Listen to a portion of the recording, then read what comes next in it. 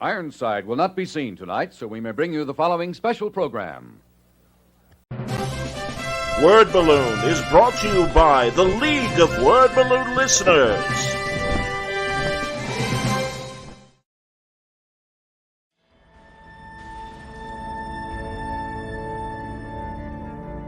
That's, me kind of doing a very light take on the version of Batman I was raised by, which is sort of post-Neil Adams take, which he was doing the year I was born. Neil Adams was redefining the character kind of in the cracks and corners of DC when he was first a cover artist on a lot of the Batman books in the late 60s, and then once they gave him sort of the run of the place, his look, he kind of exaggerated even more with the lighting and the grandeur, the way he would exaggerate the figure form, the length of the ears, the length of the cape. A lot of it was just sort of aesthetics. He wasn't really changing the costume per se. I tried to illustrate what Adams did with a sense of maybe somewhat photo exacting kind of take on it, while also kind of avoiding some of the comic book tropes of the glowing white eyes, which I was always having a problem with as a kid, thinking about like how the mask is pretty much on his face like it's makeup. Like it's as close to the skin as you can get the way it was drawn by everybody, Adams included. And if that's the case, there's no room to hide the eyelashes for the human being wearing this mask, so basically just his natural eyes showing, but you can hide that in shadow.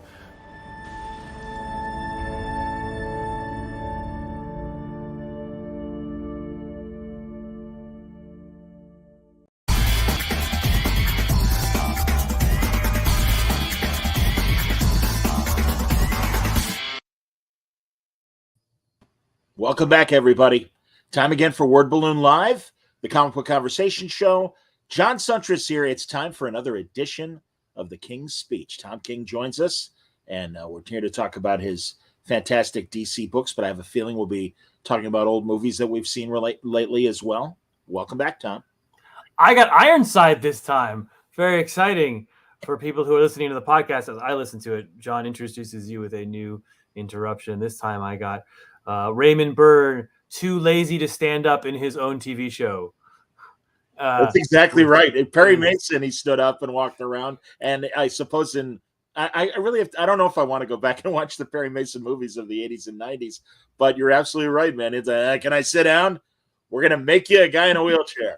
Fantastic. Apparently he did not film scenes with other actors.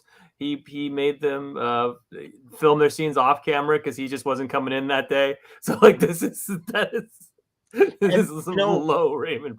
Apparently Bryan Cranston early in his career did a Jake and the Fat Man, and the great William Conrad treated him the same way. Wasn't there for his over the shoulders and stuff. Yes, how are you? So, but I'll cut William Conrad slack for being the narrator of Rocky and Bullwinkle, which shows he had a sense of humor. So, well, you got to cut Raymond Burr slack for being the greatest villain of the 1940s. Every goddamn old movie you watch, he's the sweaty, big old evil villain in it. Rear Window. But yes, I mean he's especially sweaty and evil in Rear Window. Absolutely, man. Oh my God! No one ever wore a suit worse than Raymond Burr. You know, he was the worst at wearing suits. He cut a decent figure on Perry Mason. I'll cut him slack. I mean the old days when he was like the one fat guy they allowed to be on screen. Like everyone had to be on enough amphetamines that they would lose all their weight, and like he was like the one guy they would let go. So they had to cut his suits really big because they had no idea how to handle this kind of character. Right. First of all, I love that we're talking so much about Raymond Burr. I have to always throw out there the Godzilla movie that, obviously was originally a Japanese movie, but for the American audiences, they created his character as the journalist. And Art Baltazar always points out there's like one scene where he's like camping at the beginning of the movie, and he's in shorts and everything. And he's like, yeah, I don't need to see Raymond Burr in shorts. Thank you. Man, I love anytime Raymond Burr shows up in an old movie, I'm happy. You hiss at him like he's about to throw a princess on a railroad. You immediately hate him, and it's in a wonderful way. Great radio actor as well. He played the cop on Jack Webb's pre-Dragnet detective show, Pat Novak for Hire, and he's Inspector Hellman, and he was on a show called, it's not Fort Apache, Fort something, I'm blanking right now, a Western show where he was like the captain in charge, like Ken Berry on F Troop, if you will. So, but a serious Western. So I was watching I Married a Communist, which is now called Pier something 398 or something. Sure. Which is the ultimate anti-propaganda old movie about how bad communism is. I think my memory serves me correctly, Raymond Burr plays the bad guy communist. Oh, wow. You're like, wow, no, I'm never going to join the Communist Party now. Yes, comrade, yes. For the good of the party, yes. Oh, my God. Those were the days. I also like I Was a Communist for the FBI, which is a great radio show and a great movie.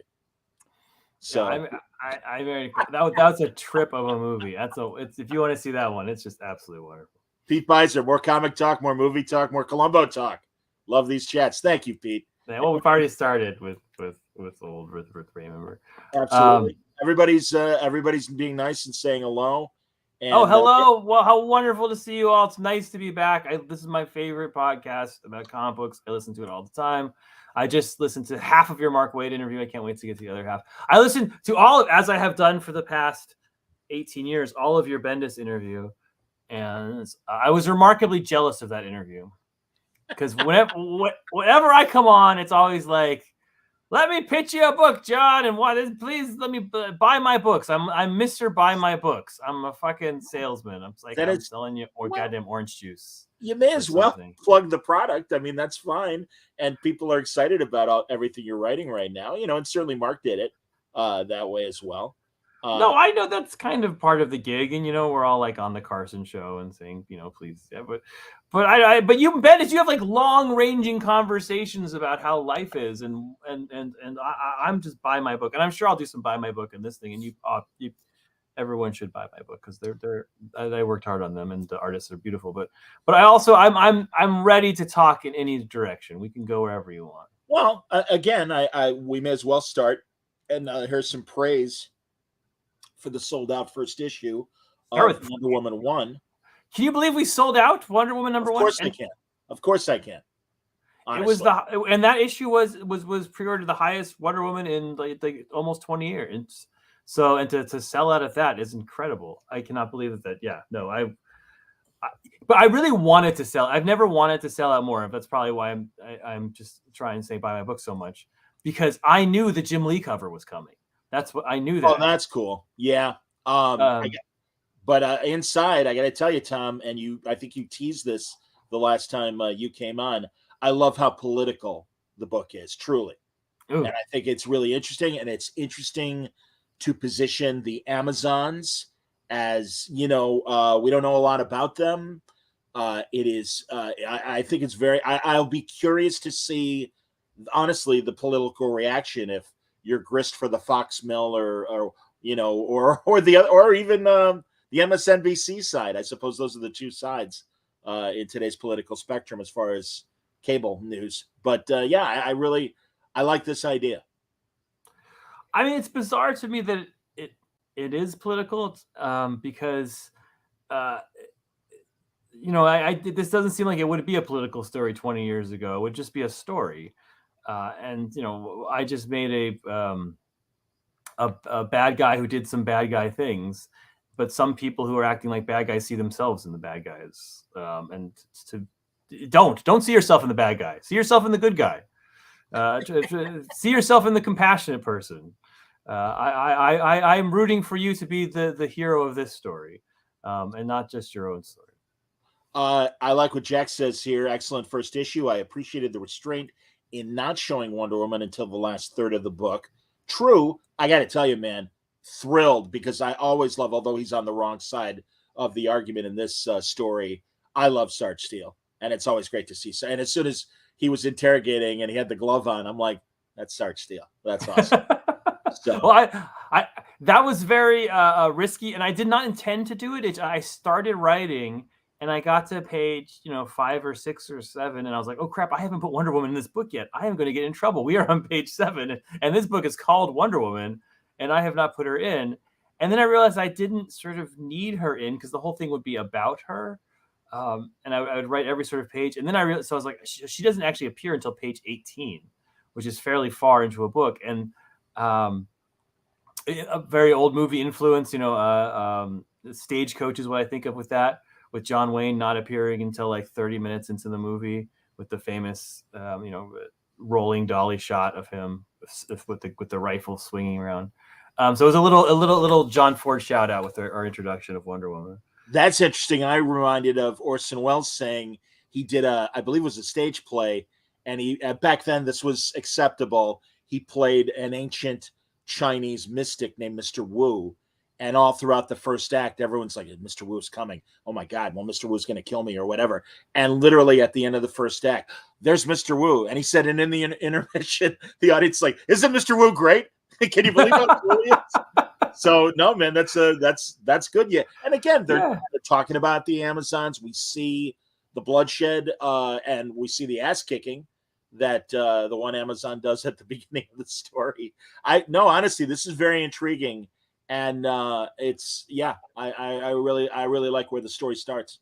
I wanted it to be very much where you're like, you're getting a little uncomfortable at the beginning. You're more uncomfortable. You're getting very pissed. You're getting angrier as the book goes along. And then when Wonder Woman shows up, that's your tension release. That's your, Sure. And then you're like, fuck, I love Wonder Woman all of a sudden. Cause I've been waiting for somebody to just stand up and say, no, thank you to this bullshit. Like finally someone's here to save it. And so, I've said this before on this podcast, but the whole point of this book is Wonder Woman is awesome. And so it became just a very, simple storytelling technique to get the reader to that point where they're like, fucking finally.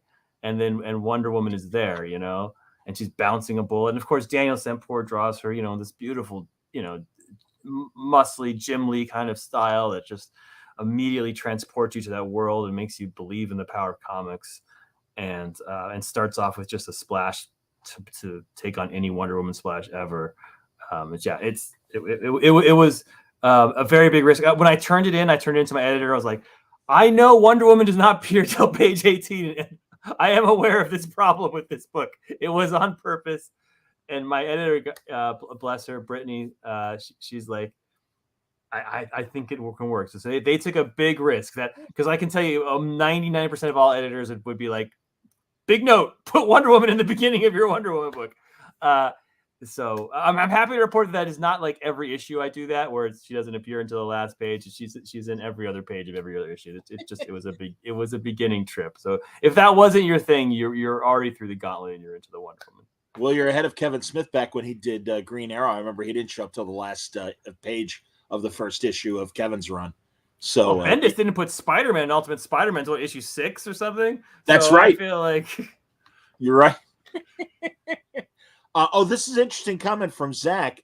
He says it's kind of like you X-Men the Amazons, and he loves it. That's interesting. Yeah, I X-Men them, so but we've been talking about these issues in comics. I think that's an incredible observation, because these are the issues in comics we've been talking about since I was a kid. We've been talking about this since Stan Lee was a kid. Comics are an outsider's medium. Well, we are the comic book readers are rebels. We are people that are not mainstream. We are not the cool kids. We are not. No offense to us, because God knows we inherit the world in the end. But we won. We won. But we are the kids who didn't get picked first in the teams. Or at least I was. I know there are some awesome, handsome athletes that do read comics. Sure. That do read comics, and the great Kareem Abdul-Jabbar among them. Oh, well, did I tell you about my Kareem? Did I tell my Kareem thing? Do it. I'm gonna brag here. This is a braggy thing. I really apologize. I'm half Jewish, half Midwestern. This really offends the Midwestern part of me. Kareem Abdul-Jabbar has a blog, has a Substack, and he read, of all of my books, I've written so many books, but but he read Killing Time, my Batman Killing Time, and reviewed it on his blog, and actually wrote on the blog. And again, I know this is braggy, and I very much apologize for it, but he wrote, Tom King is one of my favorite authors in Indian medium, and I cannot tell you how much I grew up in LA. My brother went to UCLA. My father went to UCLA. I grew up a diehard Lakers fan. In the Showtime Lakers 80s was my young childhood. Sure. And in the 90s, my mother had not season tickets, but they kind of floated down. She worked for Warner Brothers. They float. So my brother and I were all the games all the time when they were really shitty, seeing Vlade Divac as their big star. So I mean, I grew up diehard, and on top of all of that, there's the airplane connection, which I know is just a small part, but it's also like one of the funniest jokes ever in movie history. Tell your dad he can try dragging Lambert down to the court. And I have never been more excited. My father. I mean, there's probably some deep psychology here, but my father doesn't read comic books. He doesn't care about comic books. It's sort of not a thing he's into. And I never sort of talked to him very much about my career. It was the first time where I texted my dad and I was like, look, Dad, somebody said something nice about me. And it was Kareem Abdul-Jabbar. And he went over my father was excited about my career for the first time in my 45 years on this earth, because he had played like pickup games when he was at UCLA with Wow. Kareem. My dad is 6'4". He's a big guy. That's really cool. No, that's amazing. He is a serious comic book reader. You likely know, I had the pleasure of talking to him when his Mycroft Holmes graphic novel came out, and it was the best 30 minutes among my conversations. And yeah, man, I was always a fan, even prior to his Laker years when he was with the Bucks when I was a little kid. And I even remember his UCLA games, but I really got into him when he was with the Bucks. And just, yeah, big nerd. He really went into detail why he had problems with was it the Predator prequels? It was either the Predator or the Alien prequels. And yeah, I mean, really, the dude is a deep thinker. I mean, he is one of the like great intellectual sports figures of all time, and a guy who participated, a lot in the big movements of the 70s that created equality. I mean, he's got a resume to match anyone's resume. On top of that, if you listen to the TCM podcast, he was dating Pam Grier at the top of Pam Grier's height. I mean, that's freaking history. I mean, he's a piece of American history. He's one of the best people America has managed to create, and he likes my comic books, and that's just amazing. Sorry, that's the end of my bragging part. Now I'll talk about how shitty I am for the rest. All right, fair enough. Yeah, now it'll just go. I'm looking for any. Do you want to hear about any of my failed quests at Hollywood? My 2 years working with Tommy Lee Jones on a TV show that went nowhere. I have so many more failures than successes. Well, I'm sorry. Yeah, I'm sorry that didn't work out, man. Truly. Did I, Nerdette? I hope I did put this up. That yes, you loved also Wonder Woman #1. Thank you so much. It was wonderful to see so many people reached out about that book, and so many people gave it a chance. And it's hard to launch a Wonder Woman book. She's a character a lot of people care about, but a lot of people don't read her for whatever historical reason that is. Probably more to do with us not producing enough good content for you over the last 80 years. I mean, there have been some beautiful, wonderful, incredible Wonder Woman runs, and there have been some clunkers, and so it's just wonderful that everyone gave a shot to this character, because she's one of those women that everyone knows her, but she's not on anybody's pull list, and so everyone had to sort of actually ask for this and say, let me take a shot. So it was very appreciated. You guys rock. I understand. Obviously this is an ongoing. I love seeing Steve Trevor in there, and obviously now he might have again, just my own wondering what's going to happen with Steve, because technically working for the government, as he says in one of his walk-in talks with Diana. You know how many rules I'm breaking right now, just even talking to you. So that should be an interesting wrinkle to the story. Yes, it sets up a very nice little romance problem right at the beginning, where the Steve Diane relationship, they're immediately on two sides of this, and so Steve is an army man. I mean, he is, or Navy man. It depends on which version of Steve you're reading, but he's a military man, and he gets, and if you're in the military, you have to follow orders. And he's going to be ordered to be on the other side of this conflict. Understood. And obviously his loyalties in his heart are to Diana, but his loyalties and his oath are to his country, and so he's immediately becomes a man divided, which does a wonderful thing, which is to make Steve Trevor interesting and cool. Not that he's never been, but can be a challenge. But it gives him a dichotomy similar to her dichotomy, and I immediately like it. And it also gives them sort of a doomed romance kind of thing, where they want to be together and can't be together. So there's just a ton to mine immediately in this relationship with them being on the opposite side of this problem. This is interesting. James is asking me this question. Do I think that Wonder Woman has been written for male or female readers? I'm glad you asked me, James, and I do want, obviously, Tom's point of view, given that he's the man who wrote it. But truly, I really think this is a book for everybody. And forgive me as a middle-aged white guy saying this, male, but I think that men can enjoy this book. I think women can enjoy this book. I think the women are in good roles, powerful roles, but I also think that the men are interesting in this, and I respect the political conflict, and it seems to be coming from a more male perspective. God, when the father is being interviewed in the news and his daughter's there, I love Wonder Woman and everything. That's really interesting. But no, I think this is written for everybody. Tom?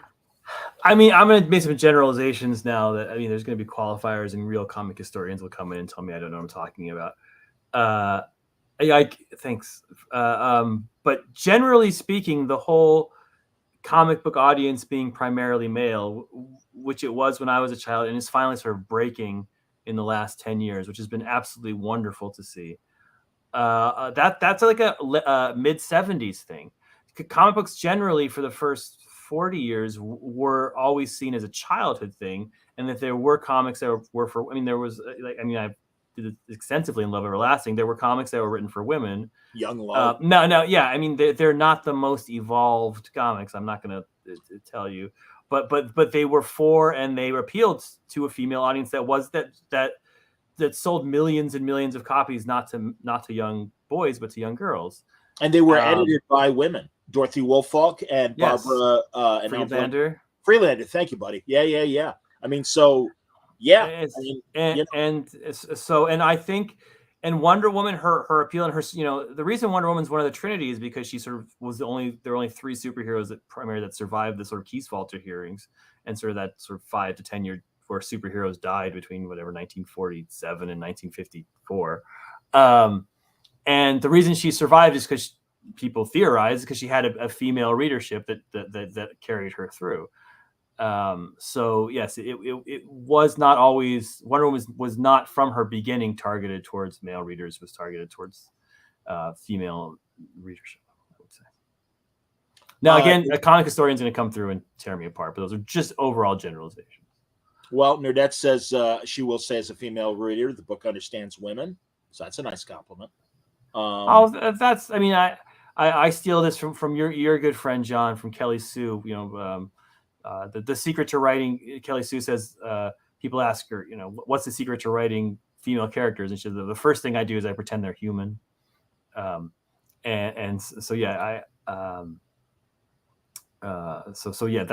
my first step as well. I was raised by a single mother. I'm raising a daughter. I married to a strong woman. So I have a lot of women in my life, and I see their experiences and struggles, and I try to put some of that into the book. Understood. Yeah, man. I appreciate the problem that Wonder Woman has in this situation, because again, it wasn't her doing. It's instigated by the pool hall incident, and then of course the government reacted, and Wonder Woman's kind of in the middle of this whole thing, and I think it poses a very interesting problem for her to deal with. And her first reaction, and it's in the captions, is she tries to organize, she tries to be peaceful, she tries to have protests, and I was trying. All of us have sort of been in that point where we see an injustice, and we organize these protests, and we do sit-ins, and then the people in power are just like, thanks, yeah, great, wonderful protest, wonderful sit-in, fuck you, we're going forward. And then that's the situation she is when she finally comes to a moment where she has to sort of embrace violence, because Wonder Woman is the kind of character who wants peace first, violence second. That sort of separates her from Batman. Doesn't quite separate her from Superman. That's a deeper separation. But so she tries so hard to not become into the situation where she has to fight these soldiers, and they come to her and they instigate. And at that point, she becomes, okay, this is a fight now. And at that point, I can show what if, the absolute brilliance of Wonder Woman's arsenal, which is like, I feel like Wonder Woman is, her lasso is as cool as Wolverine's claws, her tiara is as cool as Captain America's shield. Her invisible jet is as cool as nothing. Visible jet is the number one thing. This is the number one thing. It's the best goddamn transportation. I don't know, a Ghost Rider's motorcycle. No, it's better than that. It's fucking. I was going to say even cooler than the Batmobile. I would agree with you, man. Oh, I guess the Batmobile. Oh, I didn't think of Batman, but yeah, cooler than the Batmobile. What's the Batmobile? I got an eject button. How cool is it? Now that I'm not running Batman, I can. Oh, I guess I am running Batman. Mitch and I are currently doing a Batman thing. That's true. The Penguin story, obviously, too. Always writing Batman. I love this image. I don't know what issue. Was this an alternate cover for 1, or I think that's an alternate. I think that's Sampura's main cover for 3. Yeah. It's a picture of Wonder Woman as a traitor, and people are graffitiing over it. Yeah. Kind of reminiscent of what you guys did on the Adam Strange story too. Very much, and very much to go back to the previous comment of sort of the original sort of X-Men. I feel like it all goes back to Claremont's X-Men a little bit. Yeah, for sure. Zach wants to know. No love for the Supermobile classic. Yeah, dude, with the hands that punch you. Yeah, freaking love the Supermobile. Don't know why the spider buggy. I don't know why. I would love to write a Superman story. I bet every single writer says that in the Supermobile and justify that. I bet every writer would love to write that. But put me on the list. Louis Southard, this is nice to hear from you, man. He just wanted to thank Tom for being such a great inspiration in comics and storytelling, and thank you, man. Thank you for existing, he says to me. That's very well done in your existing, John. Good job. Hey, man, it's my pleasure. I'm just happy that you guys come back and we do, good conversations. Danielle, 20 years ago, this story would have been unbelievable to me, but given the many issues of the world today, particularly incels and right-wing men claiming victimhood, this issue is on point off the moment. I appreciate that. It was in that sense. I hate to say it, but it was easy to sort of write the dialogue of the senator who's against it, because it's like the stuff we're seeing every single day. It was easy to make the argument of the other side because it's constantly in my ears, which is, again, a little ridiculous, but yeah. It sucks for any sort of minority group that one way to easily repress minorities is to point to when one of them does something bad that reflects on all of them, which of course doesn't apply to the majorities because they're actual individuals, not a group. And so that's exactly what you have here, where one of them does something, who even knows, it's mysterious. And so then the entire group is blamed for that thing. And I think you just constantly see that anytime, from any minority you want. I'll talk about Judaism because that's where I come from. But one Jew acts out, and then the entire community is sort of blamed. It's a terrible trope and an easy way to repress a minority, an easy way to get people angry in a minority group. Phoenix wants to know who created the new logo for the title because he loves it or she loves it. I'm not sure, Phoenix, if you're a man or woman. I think it was Darren. What's Darren's last name? I forget. He's the designer for DC. And then Daniel did some tweaks to it. So it was Darren. I want to say Darren Robinson. I'm probably getting that wrong. The logo's not on that image. Wait a minute. Stand by. There it is. There we go. Yeah, it was. And Daniel tweaked it. Yeah, I like it a lot too. It's brilliant. And Daniel did that cover. It's a little bit. It's subtle. I kept telling you about how Perez was such an influence on me and agreeing to do this book and how much I love that run.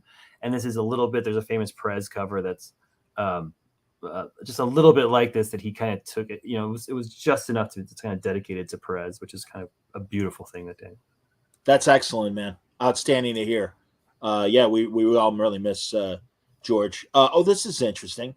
Pablo wants to know, curious if you listen to the Amazing Wonder Woman theme song while writing. Who, my God, that, and it's so funny because again, growing up, I was watching that show when it was brand new on CBS and ABC, and it was just silly fun in the way that the Batman '66 show. But I really do love that everyone has embraced it as like, no, man, that's so much more so than is it Trent Reznor that did the whiny guitar on the Zack Snyder movies. I forget who. I was about to say, John, you don't know if he's referring to the guitar riff or to the original Wonder Woman. I'm saying it's the original Wonder Woman. Come on, man. Come on, I feel like you Pablo. made an assumption. I feel like that, you just made an assumption there, buddy. I think he could be talking about the guitar riff. Well, all I know is, man, whether it's obvious, like when Linda Carter shows up, but I've seen plays and comedy sketches where everyone embraces the original Wonder Woman, and it's like, that's awesome, man. It's part of pop culture, just like Neil Hefti's Batman theme, man.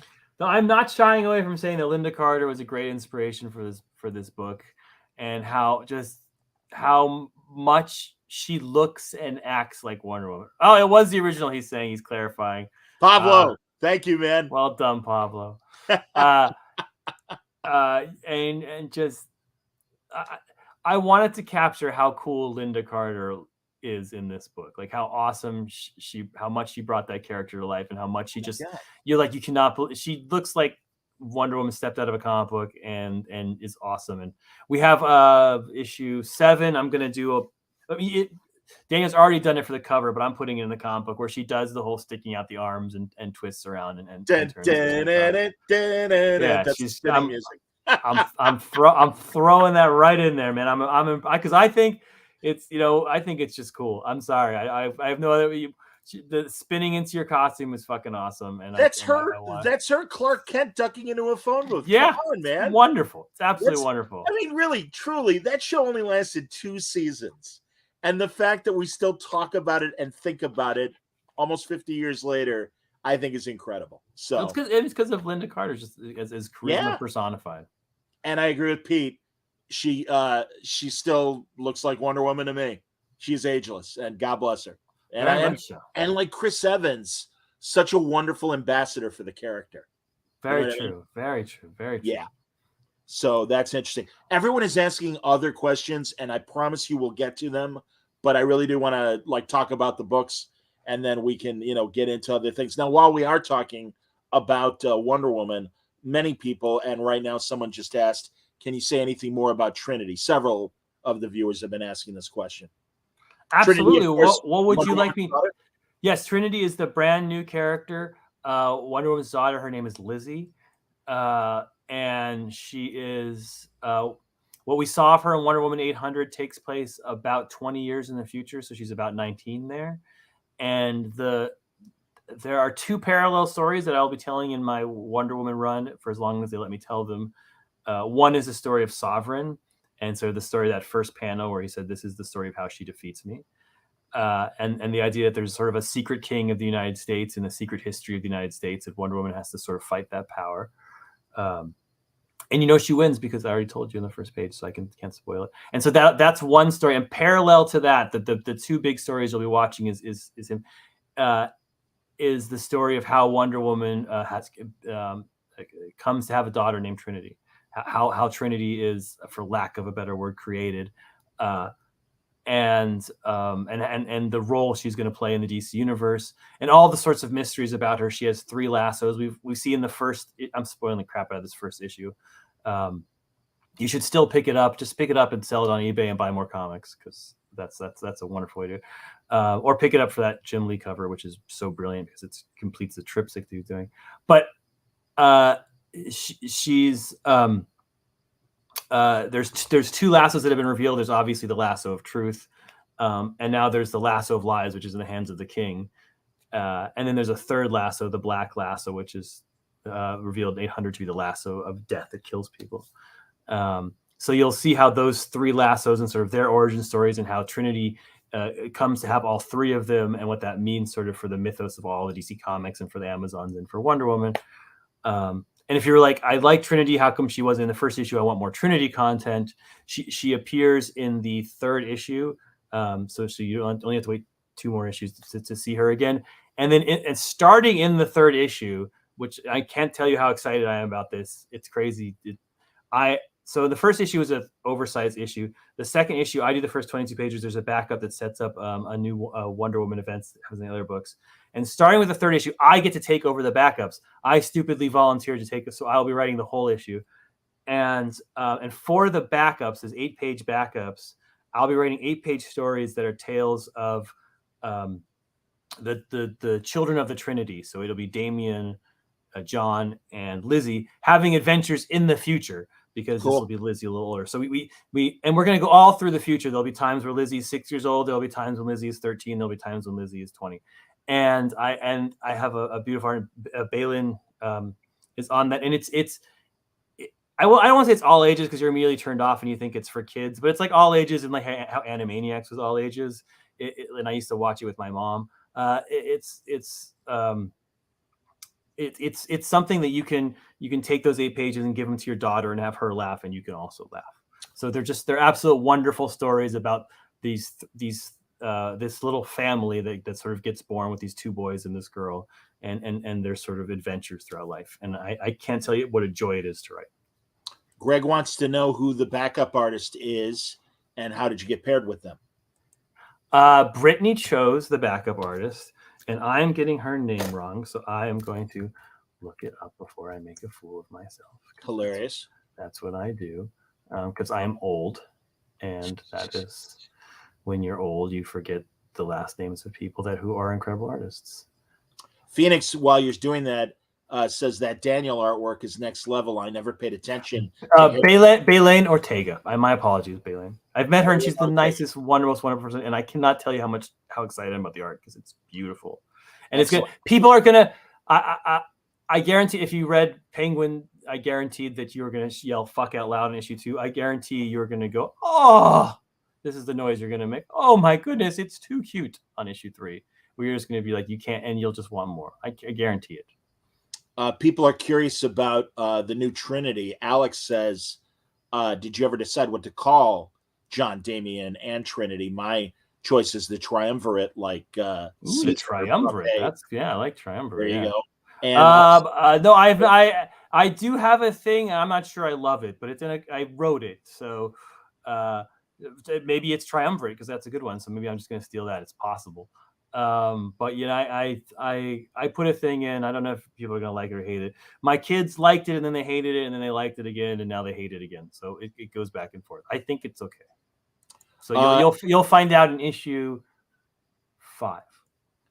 Our good friend, one of the best DC and Marvel artists ever, the great Alex. Oh my God! What a master of his craft, Alex Sava. What a pleasure to see you in Baltimore, man. Was a freaking honor. He's the man. He is the man, and the master of the Sunday Spider strip, and one of the great Aquaman artists of all time. I mean, he's just freaking a brilliant artist. I requested, I had a sketch card, and I requested he draw me a Crimson Avenger head, and of course, I want superhero version of Crimson Avenger with his cowl and the fin. Sure. Seven Soldiers of Victory, Crimson Avenger, the original. Absolutely. And it's one of my favorite pieces. Absolutely. And what a night! He's the nicest guy in the world. What's wonderful. I have a Hal Jordan. They say don't meet your heroes. Meet your heroes. They're awesome people. My God, I have a Hal Jordan Green Lantern from him. I have a Batman profile, head and torso from him. No, he's amazing. And truly, when I have friends over, they're like, "Who drew that?" I'm like, "My buddy Alex. Pretty cool." That's nice. And Alex says, you flatter me, Tom. I'd love to do a variant cover for one of your books. Hey, man. Wow. Let's do it. There you go. I love this is how comics are made right now. Come on, man. I love putting people together. It'd be great to see Alex do a new Wonder Woman cover. Let's see if we can make that happen. That would be amazing. I'll talk to Brittany. Let's see. And I want to see if there's any other. Somebody asked about Sovereign Phoenix. Is Sovereign sort of like the Court of Owls of America? not to sound like what you made is redundant in any way. Oh, I didn't take it that way. I think that's good. Yeah, I guess there's a little parallel there. I don't mind ripping off Scott. If you're gonna rip off someone, rip off Snyder. I think he's not.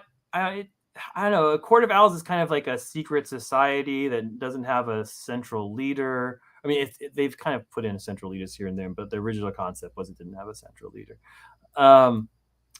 And the Sovereign is very much the place I actually stole it from is from the Sandman comic book. There's a famous Sandman issue where Neil Gaiman writes about a secret king of America. He treats it more as kind of a pathetic joke. But I decided to take that more seriously. And like, what if there actually was a secret king of America and that we didn't actually live in democracy and we're in a monarchy this whole time? And there was someone manipulating the system so that the powerful became more powerful and the less powerful lost power. And that seemed to explain some things to me overall. And so that's where I started. I was ripping off Neil Gaiman, not Scott Snyder, but maybe subconsciously I was ripping him off a little bit. Isham wants to know, this is hilarious. There's a call back to the Silver Age. Will we get to see the trio have adventures with younger versions of themselves, like the old stories where Wonder Woman teams up with Wonder Girl and Wonder Tot? If they let me do 85 issues, I'm sure by issue 84 I'll be ready for some Wonder Tots. I'm 100% sure that I'll make it. That'll make it. Everyone knows this story, but for people who don't know, I'm going to retell it. Famously, Donna Troy started out as a mistake. That was, oh my God, his name fell out of my. Who wrote Teen Titans? The one of the craziest writers. Bob Haney. Bob Haney, yes, Bob Haney. Bob Haney was, assembling all of the original sidekicks. Yeah. And was like, okay, and he just picked up a random Wonder Woman comic. He's like, oh, there's a sidekick. And that it was actually not Wonder Woman who was the sidekick. That was the younger version of Wonder Woman, because Kanigher ran out of ideas and was like, all right, I'll just write Teenage Wonder Woman. And they like meet up and, it was all this crazy. So then he accidentally put he created Donna Troy as Wonder Girl when Wonder Girl didn't exist as like a sidekick and Wonder Woman didn't have a sidekick. And that has created mass chaos to this day where where Donna Troy is hard to explain to people of sort of what her origin is and who she is and whether she's the secret sister or whether she's part of this like God. So one little oversight by Bob Haney, and 50 years later, we're still arguing over who Donna Troy is.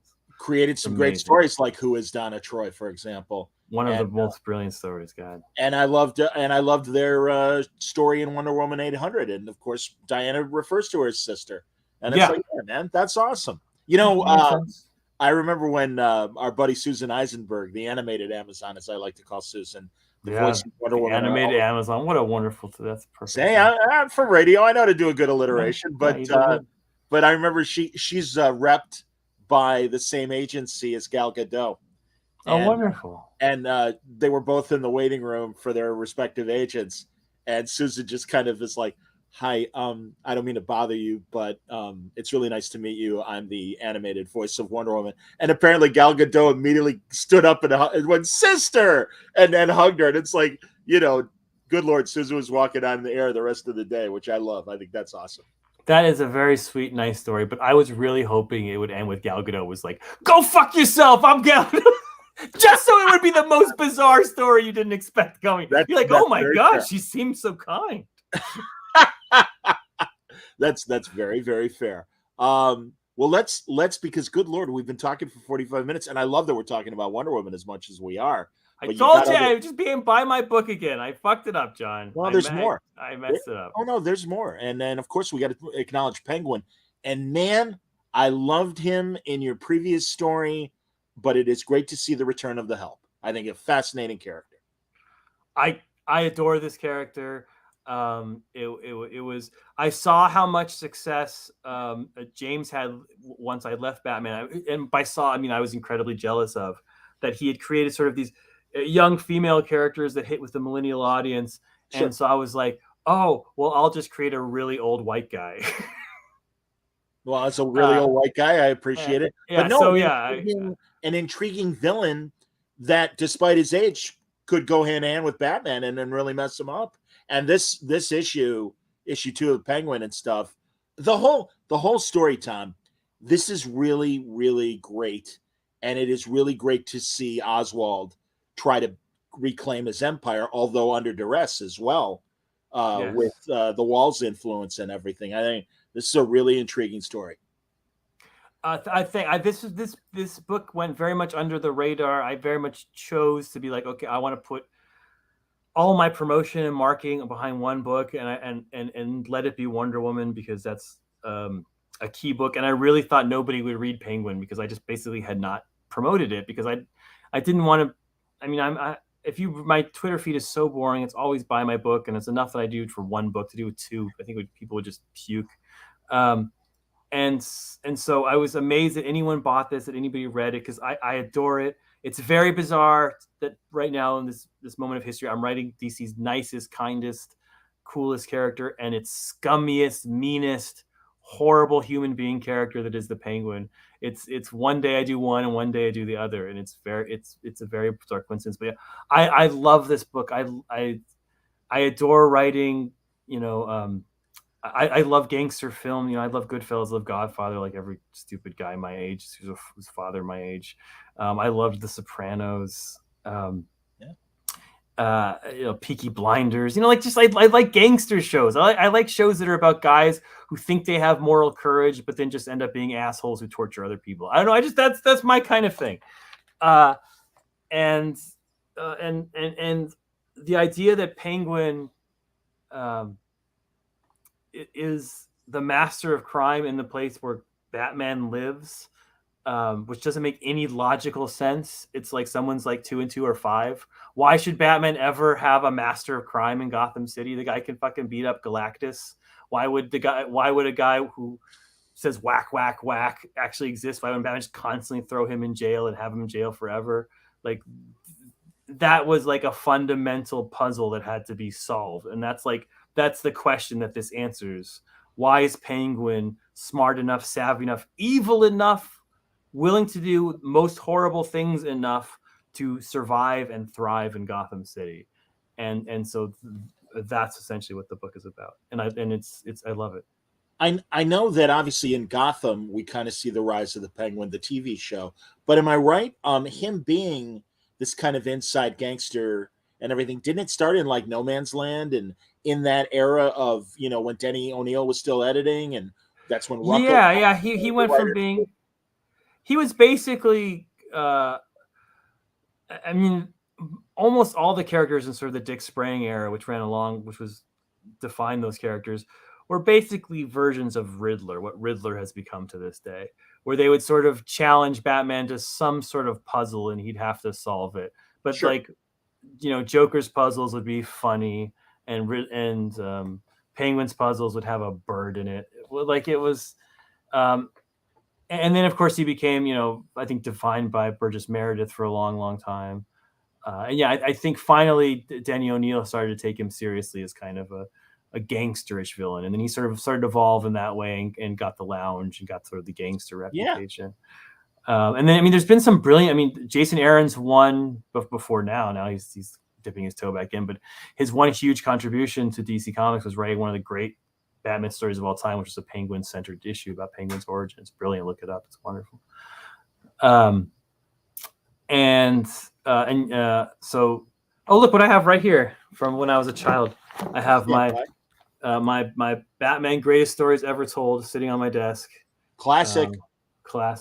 Obviously this came out with Batman Returns, the second movie, because you have your Penguin villain and your Catwoman villain. So these are the first Penguin stories I read as a kid, because I read funny. This is a Bruder frame. Sure. This is literally the copy I bought off the shelf of what was Graffiti Comics in West LA and Culver City back in the day. Outstanding, man. What was it, 1992 or something? I don't even know how you should say the agent's name. I call her Agent Bleep if you want. All right, I like it. Or if you want to say Agent Fuck, that's also cool. All right, and both are acceptable on Word Balloon. Yeah, Agent Bleep has to know that coercion will only blow up in her face. Tom, you were a case officer. How would you recruit the Penguin? This is interesting. This is actually going to come up in a future issue of Batman about recruiting the Penguin, because I think there are essentially people. sorry, if you see me struggling, it's me being like, okay, is this a secret from 20 years ago, or is this something I learned in a movie? But yeah, the idea is, if you're recruiting anyone, you don't want them to recruit you. You don't want the spy to run you. You want to run the spy. Yeah. Which that can't possibly be secret. I'm sure fucking someone said that in a movie. But to me, that's the problem with Penguin is you get the sort of Whitey Bulger problem, if you will, which is the idea that like the FBI thought they were running Whitey Bulger, but Whitey Bulger was actually running the FBI. Absolutely, great movie. Yeah, great movie. If I was to recruit the Penguin, I would play into that and make him think he was running me when actually I was running him. So you kind of get into it. Oh my god, this is the dumbest comment anyone. But I call it a Friends situation. My daughter's a big Friends fan, and she wears a shirt that says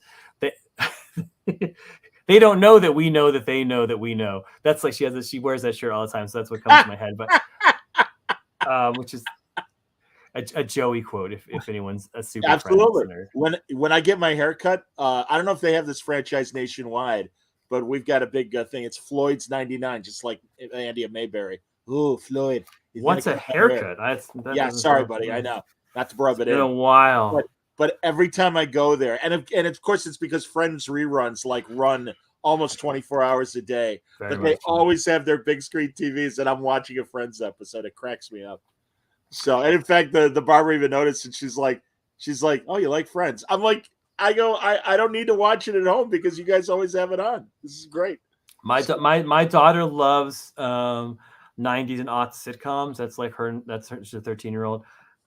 So yeah, we watch a ton of Friends and Office together, and I got her for her birthday a huge signed poster with all the Friends had signed it. Yeah, so wow, Friends that it's like it's huge, and it's up in her bedroom, and I see it every day. Yeah, so Friends are very big in my house. We have like Friends blankets and Friends cups, and because it's like a gift I buy her. You're a cool parent because I do know that is certainly a concern of adolescent and younger parents that have adolescent and younger kids, because obviously, hey mom, dad, what's a three-way? Little things like that. So I totally understand. Hey, everyone's being really kind with tipping, and I truly appreciate that, and subscribing as well via Stream Elements. And I just want to acknowledge that. And it really does. It means a lot, man. I mean, we're trying to keep the lights on, although you wouldn't know it from my background right now. I say this every time, but I am a Patreon subscriber to John's. I'm very proud of it. Every time I get the little check, I was like, yes, it has been very much worth it. John has made my career. I have said this 30,000 times. I wouldn't have a career without John. I was an interview of his with Brad Meltzer where taught me how to break into comics. And I think he's an incredible historical resource, an incredible for people who live stressed out lives. You put on a John and Mark Waid talking about Superman. Oh, fucking feel your blood pressure go down. It's better than any drug the doctor will give you. You suddenly you're in a happy place, and that is worth freaking $5 a month, for God's sake.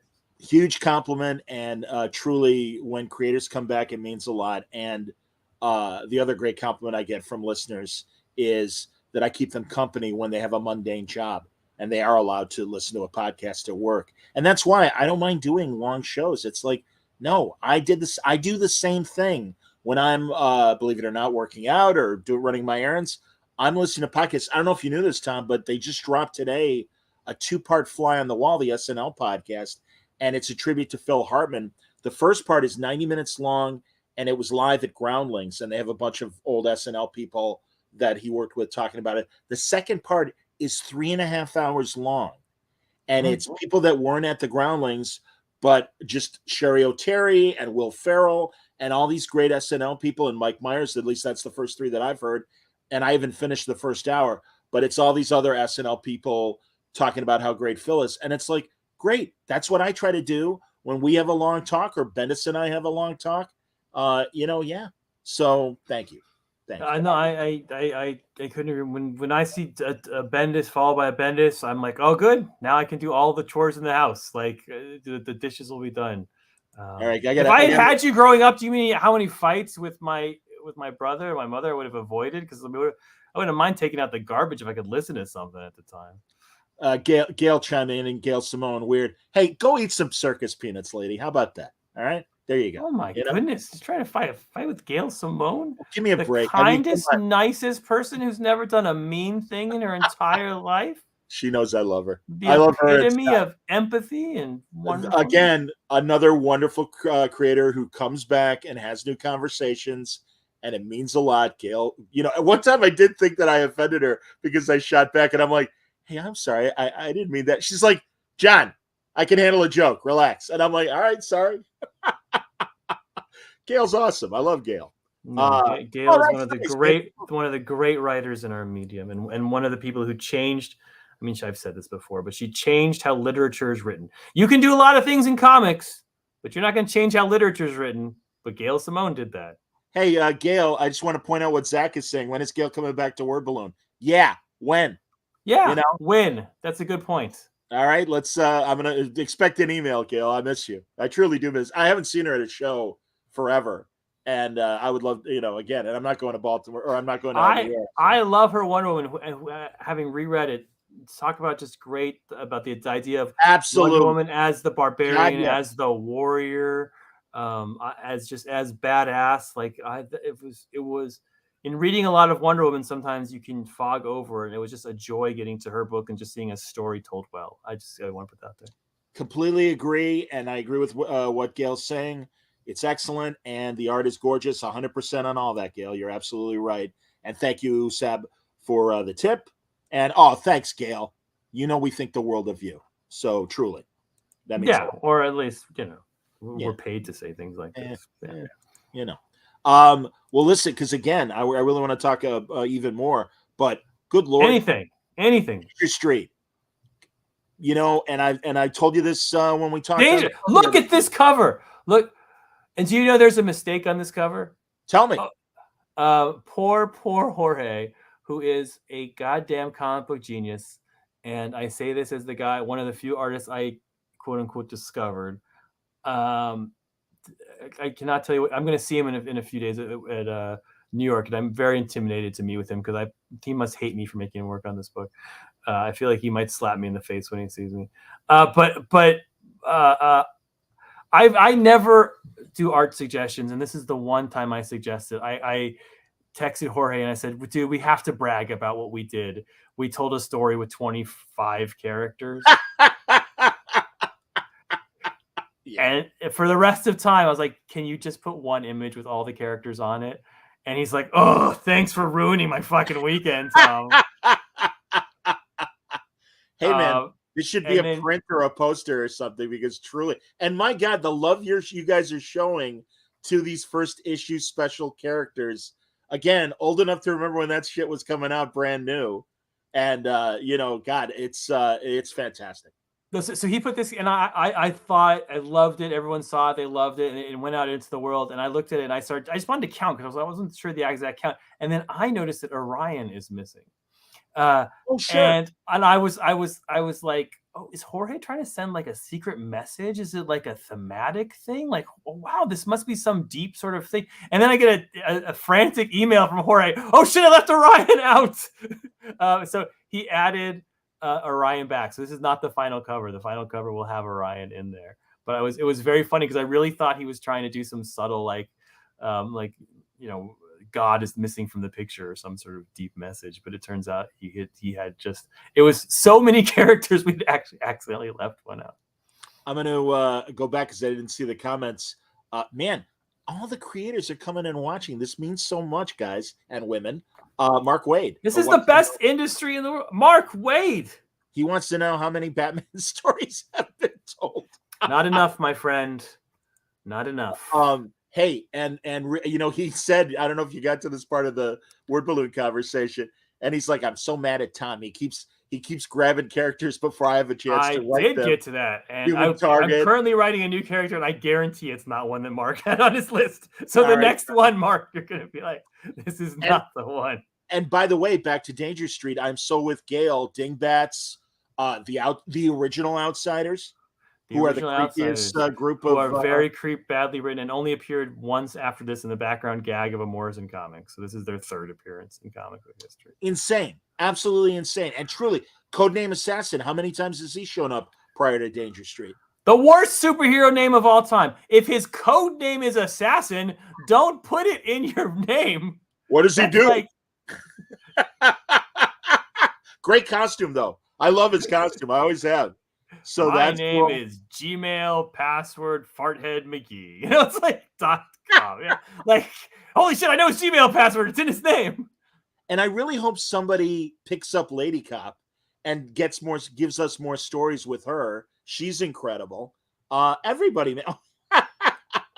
Mark says his name is his code name is Assassin because he's an accountant. There you go. There.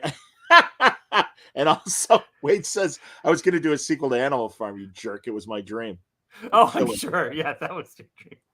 Outstanding. Wade, you're killing us, man. That's outstanding. Well, I'm actually, I won't spoil it. No, because accountant would know not to put his code name in his title. Absolutely. Everyone's picking on Codename Assassin. He sells sandwiches. Thank you, Don. Oh, I didn't know this, Gail, that you used Lady Cop and Adam. Shame on me. See, oh, that's Lady awesome. Cop is big. Lady Cop is spreading. I think it's great. Everybody, I mean, again, such a huge cast, but it's great to see Blue Star Man. I love the Warlord. I mean, God, I just spoke to. I own 2 pages of Lady Cop's first appearance art, so my kids are gonna retire on those. That's how big she's gonna be. Original art from Lady Cop. That's fantastic. Who wrote the original first issue special? Do you remember? That is a man named Robert Kanigher. Of course it was. Of course it was Kanigher. Yeah, I don't know, Lady Cop. All right, great. It is so ironic. It's a very the amount of female characters that Kanigher wrote, and sadly, a lot of times, not with the most enlightened point of view. No. Kanigher was tried to be enlightened. I want to put it that way. Like he was always like Kanigher famously wrote the Lois Lane I Am Curious Black, and which is horribly offensive to say. But if you actually read that issue, the point of that issue is that you can't understand the Black experience, you stupid liberals. Like, you'll never get it. Like he was trying to do something good and then he just completely failed. And the same way with Lady Cop, where the point of Lady Cop is like women can become cops, and I'm with the feminist movement, but of course he completely fails and it's horribly sexist. Well, and a lot of he was always the best intentions and then off the rails. And a lot of his Wonder Woman stories in the 50s and 60s were poor man Lois Lane stories. I mean, again, hey, brilliant terrible. Conceptual guy. You cannot deny that body of work. But hey, a lot of stories from the 20th century do not age well. Bob has a few of them. Let's just but this is the guy who did Sergeant Rock, and if you go back and you read, he did all the war stories. That was kind of his thing, and he did like 300 issues of war stories, including the Alex Toth ones, which are some of the most brilliant comics ever done. So that guy had chops. If I had to, like, on average read a Kanigher story or like a Julie Schwartz story, I would go for a Kanigher story, and I know I'm in the minority in that. But some of those Sergeant Rock stories are very, very good. I completely agree, and I know I found a bunch of Silver Age Kubert covered Sergeant Rocks, and before he passed away, I had him autograph them all. And some are really like worn reader copies and stuff, and I'm like, I don't care. Really, the combination of Kanigher and Kubert, that was great stuff. And much like a lot of Golden Age comics, those Silver Age war comics were read by adults and read by vets as well. And it's kind of cool that, they still kind of retained that adult audience along with the kid audience. Pretty neat. Oh, people always ask me my first comics I ever wrote, and I always talk about like Fantastic Four, but if I had to be perfectly honest, I think they were probably again, barbershops when I was a kid had the comics with the torn covers off, and I think they were war comics. Probably the first comics I ever wrote were Bob Kanigher. Gail, and I love this comment. I read a ton of his Wonder Woman stories from the omnibus. It's a nonstop fantasy soup. And I kind of love it. That's great to hear, Gail, because I appreciate the goofiness and the weirdness of a lot of those stories. Wasn't there the one cover where she's going to marry either like a monster or a gorilla, and she's in the they're super. And then halfway through his run, Mark Wade would know this better than I do. Andrew and Esposito were on that book. They were the artists, and they decided that the sales had gone down so far from H.G. Peters, they were just going to copy H.G. Peters. And so they turned the book into like a copy of another book. And it became even more bizarre because the original H.G. Peters are so weird. So then you have Kanigher doing a pretend copy of the It's such a bizarre run, but there's wonderfulness in it. And Engelman, famously, Engelman he carries a big triangle around. He appears in issue 5, so we're gonna have more Engelman content, and he plays a big role. I remember seeing, and I would love to find it, a Mary Tyler Moore episode where she's trying to impress a kid, and she's talking about reading a Wonder Woman comic and an Egg Fu villain comic and everything. Exactly, again, but this is the early 70s, so and I mean, she's trying to explain the story, and of course it is ridiculous, but that's awesome. I got to acknowledge what Mark is saying, and truly, one of the reasons why we're happy that we're talking tonight is to give people an alternative to some of the fare that you can watch on TV. And Wade says this is the worst GOP debate ever, and Gail appreciates that. And also, Gail, I'm so with you. Hubert is her all-time favorite comic artist. Now that I have Wade and I hung out, but I forgot to tell him something when I saw. I'm gonna tell him through your podcast. I hope he reads Human Target and hopes I used his story where Ice dies is a major part of Human Target, and I want to thank him for giving that to me. And I used a whole page where I just summarized his story. So thank you for I just stole your shit and made money off of it. So God bless you. Hilarious. Landon asked this question of Wade last night, and it's nice to get your point of view on this. Who would you say is the Dick Grayson of Superman? Basically the main legacy character, younger counterpart. Most people say it's Supergirl. Kara, thoughts? Who is as opposed to John or Connor? What are your options there? I don't think it's Supergirl because I feel like Supergirl is because Supergirl's older than him, technically speaking. I understand. I don't think of her as yesterday. Yes, you're right. Yeah, as being sort of the younger, like I don't see Superman passing on to Supergirl like you're the next generation. Like she seems. I mean, obviously I'm biased. I wrote a Supergirl, so changed my life. And so I'm gonna say Batman. Batman is sort of the super. It's the legacy. It's the legacy. No, I don't think Superman had. We're all Superman's legacy. I'll say something boring and generic. Gail says Beppo is the. And Beppo. So it's all of us plus Beppo. God, somebody needs to write, much like they're doing at Marvel with Pet Avengers and the like. Somebody needs to bring back the Legion of Super Pets. Let me just say that. And actually, a couple votes for John Irons as the legacy to Superman. I think this is interesting. That's good. So, I don't know. When you say legacy, I think sidekick. I don't think of John Irons as like. Yeah, I think younger too, and I think younger as well. And as much as I love John and his introduction by, the great Louis Simonson and John Bogdanove and everything, great. Or was it Barbara Kiesel? Excuse me. I hope Wade will know, and I'm sure Gail knows too.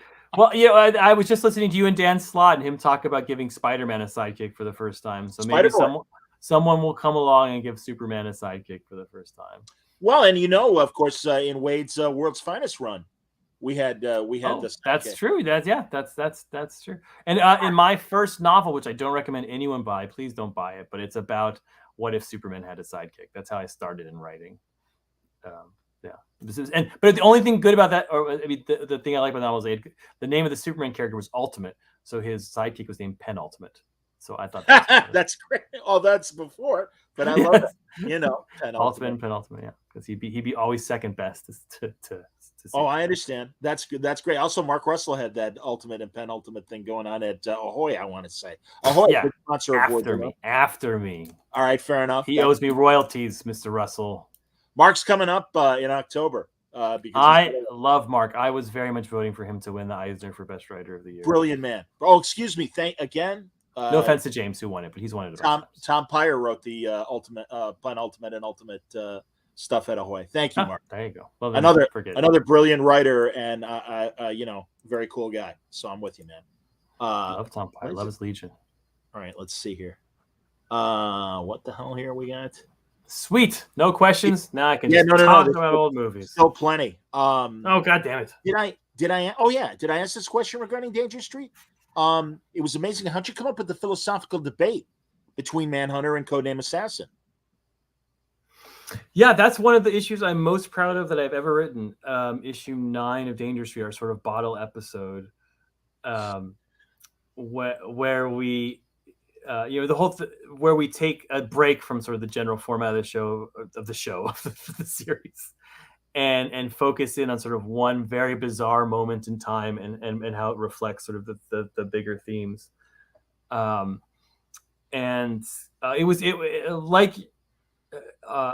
rarely read things that I wrote that I like, and I liked when I wrote that, because when I read it again, I was like, I don't completely understand this. It's weird and bizarre, and I too much. I think of myself as being too mainstream sometimes. I kind of explain things too much, and so I was like, oh, this is trying to get at something deep that I was trying to get through, and I just loved about it. Yeah, but the way it started was I had it in my head. I was like, I've created these two ultimate assassins, two ultimate bodyguards, and they would meet in a conflict and they would fight each other on this rooftop, and that would be my bottle episode. And that's pretty much all I had in my outline, was that that somehow this battle would somehow represent the entire series. And up to that point, I'd had them basically grunting. They didn't say anything. They kind of just said kind of badass lines as they killed people. Manhunter and Codename Assassin. And I started writing, and like the second line I wrote, like Codename Assassin opened up his mouth and started spouting off these weird philosophical, oh, bye, Gail. Or forgive me, Tom. I didn't mean to interrupt you. I just wanted to acknowledge. No, I understand. She doesn't like me. She's got better things to do. She's got a board game to play. She absolutely has better things to do. Go play a board game, buddy. I know you love them, and you know. Wait, the bring scale. That's awesome. Seriously. Everybody, truly, it means so much, from Alex to Mark to Gail, all the pros to Lewis, all these people coming in and watching my BS and Tom's BS. Truly means a lot. Truly means a lot. No, it's you're so I praised you enough. You're asking for more praise. Yeah, I know. You're wonderful, John. Yeah, you're handsome. Whatever. It's all right. You have so much fucking hair. It makes me upset. I'm here. Continue though, and I love. And why am I blanking again? Wade, you'll help me out. Oh, that's awesome. Gail's getting a ton of board games. That's excellent. Original Manhunter, and I'm Paul Kirk. Paul Kirk. Is that Paul Kirk in the story, or is it a different Manhunter? No, it's Paul. Yeah, it's Paul Kirk. It's the Kirby one. It's not the. Okay, That's the Kirby one. Yeah. Okay. I mean, that was the redesign after Simonson and yeah, it was a good one. Good. Yeah, Archie. Yes, Archie Goodwin. Yeah. Oh, we did it. Two old men thinking of a name. That should be the new sport. Forget the NBA. Two old dudes trying to come up with a name tonight, while people on a podcast within their ears yell at them. Thanks, Derek. So I started writing this, and he immediately started sprouting these philosophical stuff, and it became this kind of war of wits between the two of them. And I'm a formalist down deep in my heart, and so I had this thing where they were on this 8-panel Karl Barks thing, and one of them is always on one side, one of them is always on the other. And so it became this kind of dichotomy of these two people who seemed like they were different, seemed like they hated each other, but were actually a reflection of the same human being. And we're actually not two individuals, but we're actually one individual. And since this show is the whole series is about connections between these 26 people, and how you push a little bit here, and how you couldn't have anyone different than Lady Cop and Highfather, and yet somehow their fates are mixed together. That was about how these two characters seem very different, but they actually somewhat merge together as their fates merge together and sort of become one. And yeah, that's what it's about. It's about, and then it's about a bunch of other stuff too. But it's me trying to be fucking artsy fartsy. I apologize. I get one in 12. I get to be artsy fartsy. So there's an artsy fartsy fucking one. I again, as I've told you off the air, I appreciate the complexity of the story. I want comics that challenge me. I love all kinds of comics, but it's really like, wait a minute, this is going to take a minute to read in the best way. Because truly, again, having that many characters and the flavors we're seeing in all these different characters. My God, the new spin on the Green Team. I'm going to tease the next issue, issue 10. And again, thanks DC for letting me see a sneak. But we're going to get into the Outsiders and the Creeper and Jack Ryder even more, and all that is really, really interesting. And I'll leave it at that. I won't spoil, but a very intriguing 10, chapter. 10, 11, 12 are very challenging. I mean, not challenging. They're challenging for me, not for you, because I had to, all the storylines have to come together into an actual ending that makes sense and is thematically appropriate. And that was the huge challenge. As people know, I write all my books, or I used to, back to back, so all 12 issues in basically in 3 months. For this one, I wrote the first 10 and then took a 6-month break because I was like, I need to walk away and then come back and do the ending. So then after that, I was like, so I could forget all the stuff. And then I read the first 10 and saw all of my plot threads. I was like, okay, yeah, I see where this, and then I could make the last 2. So we'll see, man. We'll see if we land the ending. I know it's beautiful. Jorge's drawn it beautiful. Great looking book, and truly, well, I'm really intrigued where Fate's helmet, beyond being the narrator, and where the helmet is in the story, and how this might manifest in its conclusion as well. The helmet is sort of the ultimate object of how everything comes together. Yeah, and all that stuff. What Atlas is and Metamorpho and all. Everyone comes back in the end and plays sort of role at the very end. Yeah, hopefully it works. It was really hard. It was some comics are easy, some comics are hard. But putting this it was a joy to write. My God, but it was hard to come up. It was hard to push all the pieces. I think this is going to be another Tom King. Not quite playing 900 board games at the same time, but up there.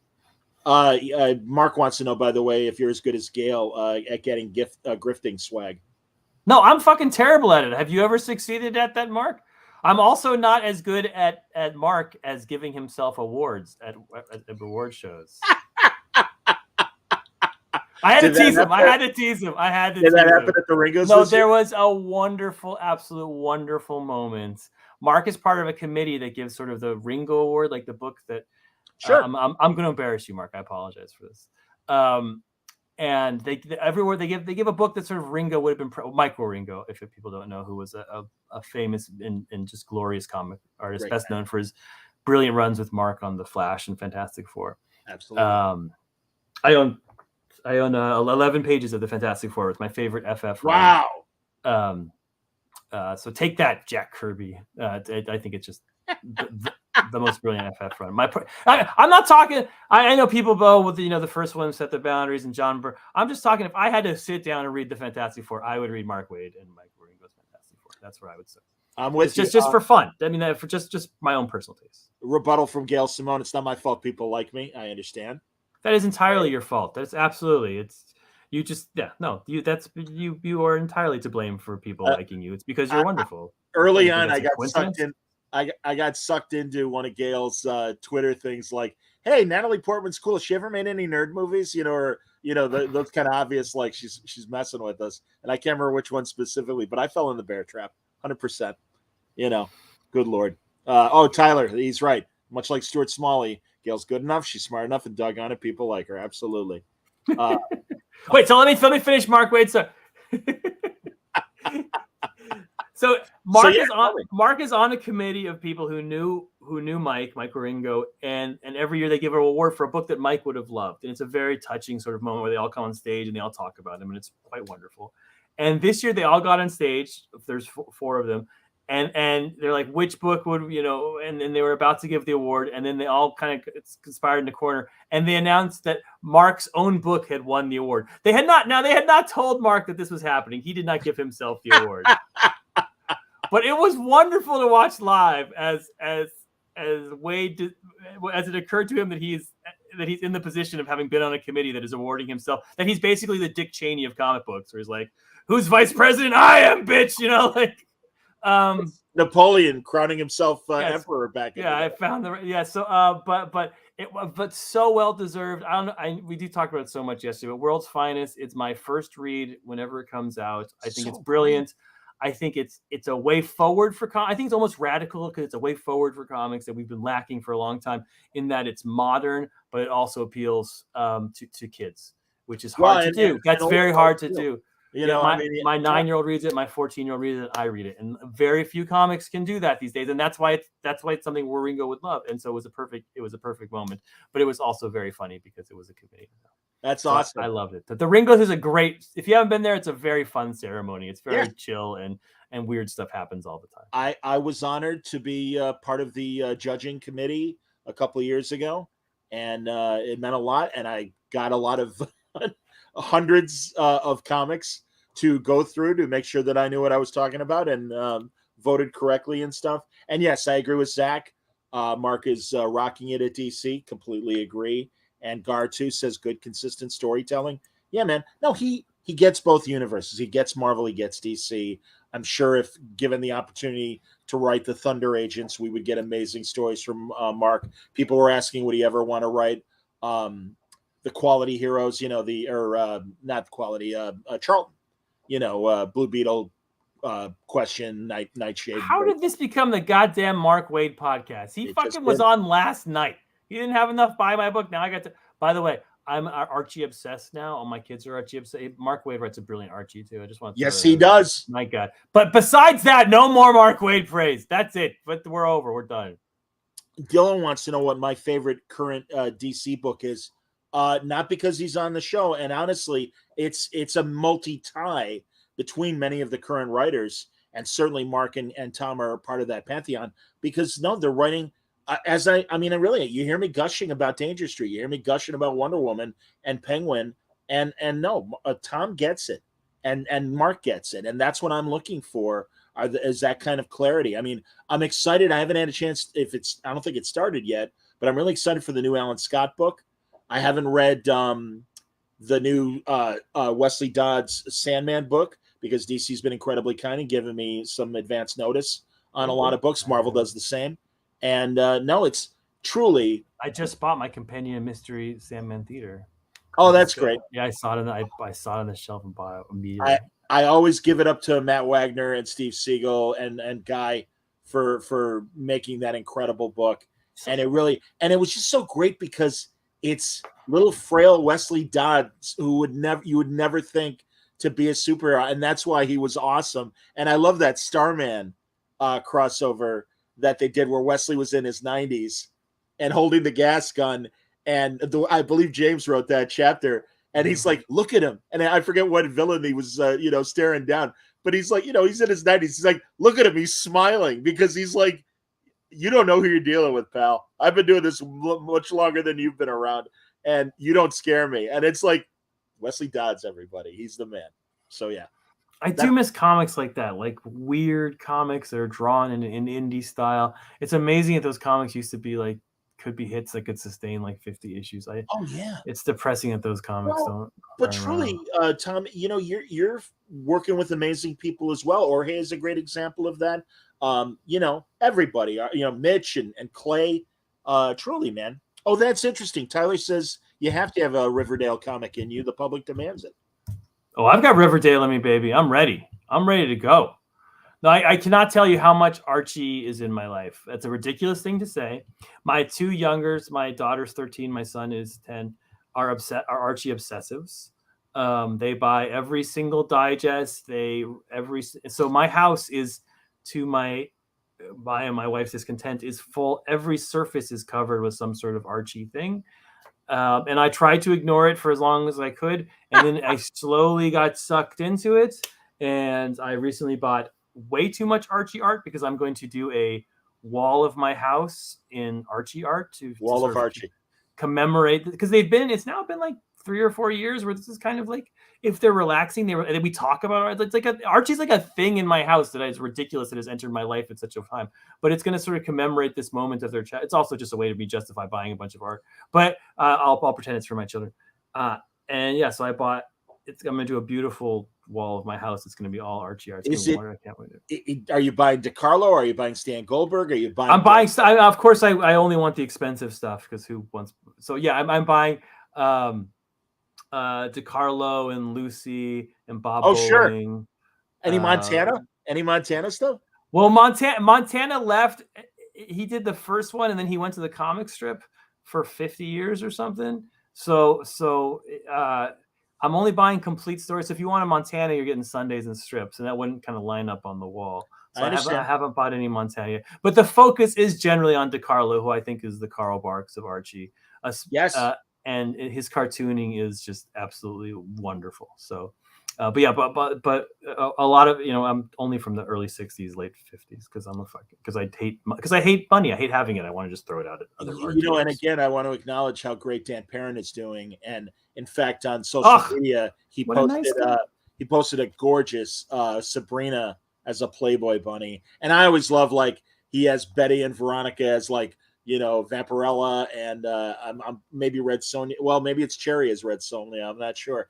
But yeah, Dan is so creative. And I mean, beyond his the creation of Kevin Keller and all the actual, comic work that he does, his commissions and the things he sells at his table are always just amazing. And yeah, I just have tremendous respect. He is truly a DeCarlo Stan Goldberg disciple in the best way.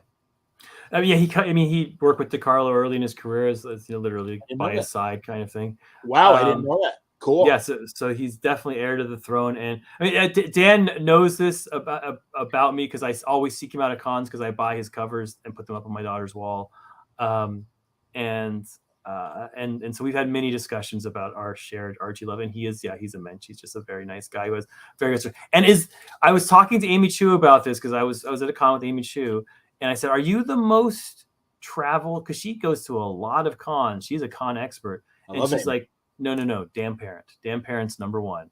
He is the most traveled comic book. He is the journeyman. He goes from con to con to con. I saw him at C2E2. I know exactly what you mean. This is interesting. I didn't know Clayman had a new series. Dylan wants to know if he's asked you to do a variant. Would that be a stick figure variant for his new series? I feel like I'm not sure what's been announced and what hasn't, so I'm going to say no comment on whatever Dylan's talking about. Okay. I have no comment on it. We don't want to... Except to say that Clay is brilliant, and I support everything he does.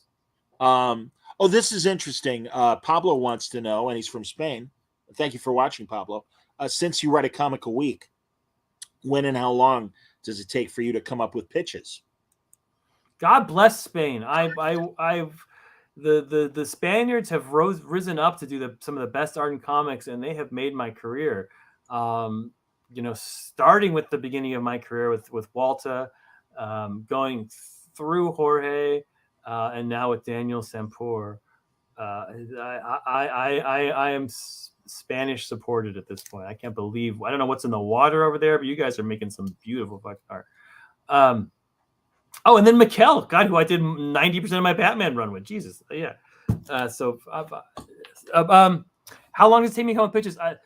Not long. No, I don't. I just steal it from old movies. That's like the most fun thing in the world is when someone says, "Tom, I have a character. Give me an idea," and it doesn't take long at all. I'll just have it in the back of my head, and then I'll go for a walk and I'll think of what I want with that character, and then it'll be sort of done. It takes me about a day to write up a pitch. And then we're off to the races, and then 6 months to get approved. Koshik, interesting question. Love the first issue of Wonder Woman. Heard our buddy Sal Crivelli from Comic Pop say that Gal Gadot... Love Sal. Yeah, absolutely. He's one of my good friends in podcasting. Gal Gadot is Tom's voice for Wonder Woman. Is it true? Also, what do you think about Circe?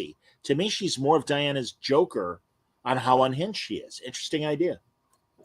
Yes, in my head. I mean, I don't want to say it's 100% Gal Gadot because I feel like I'd be ripping her off then, but I do write Wonder Woman with a bit of an accent.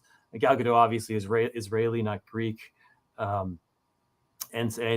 yes, I write her with, kind of that, maybe Gal Gadot's Wonder Woman's probably a little more smiley and naive than my Wonder Woman. Maybe that's wrong. I don't know exactly how to describe it.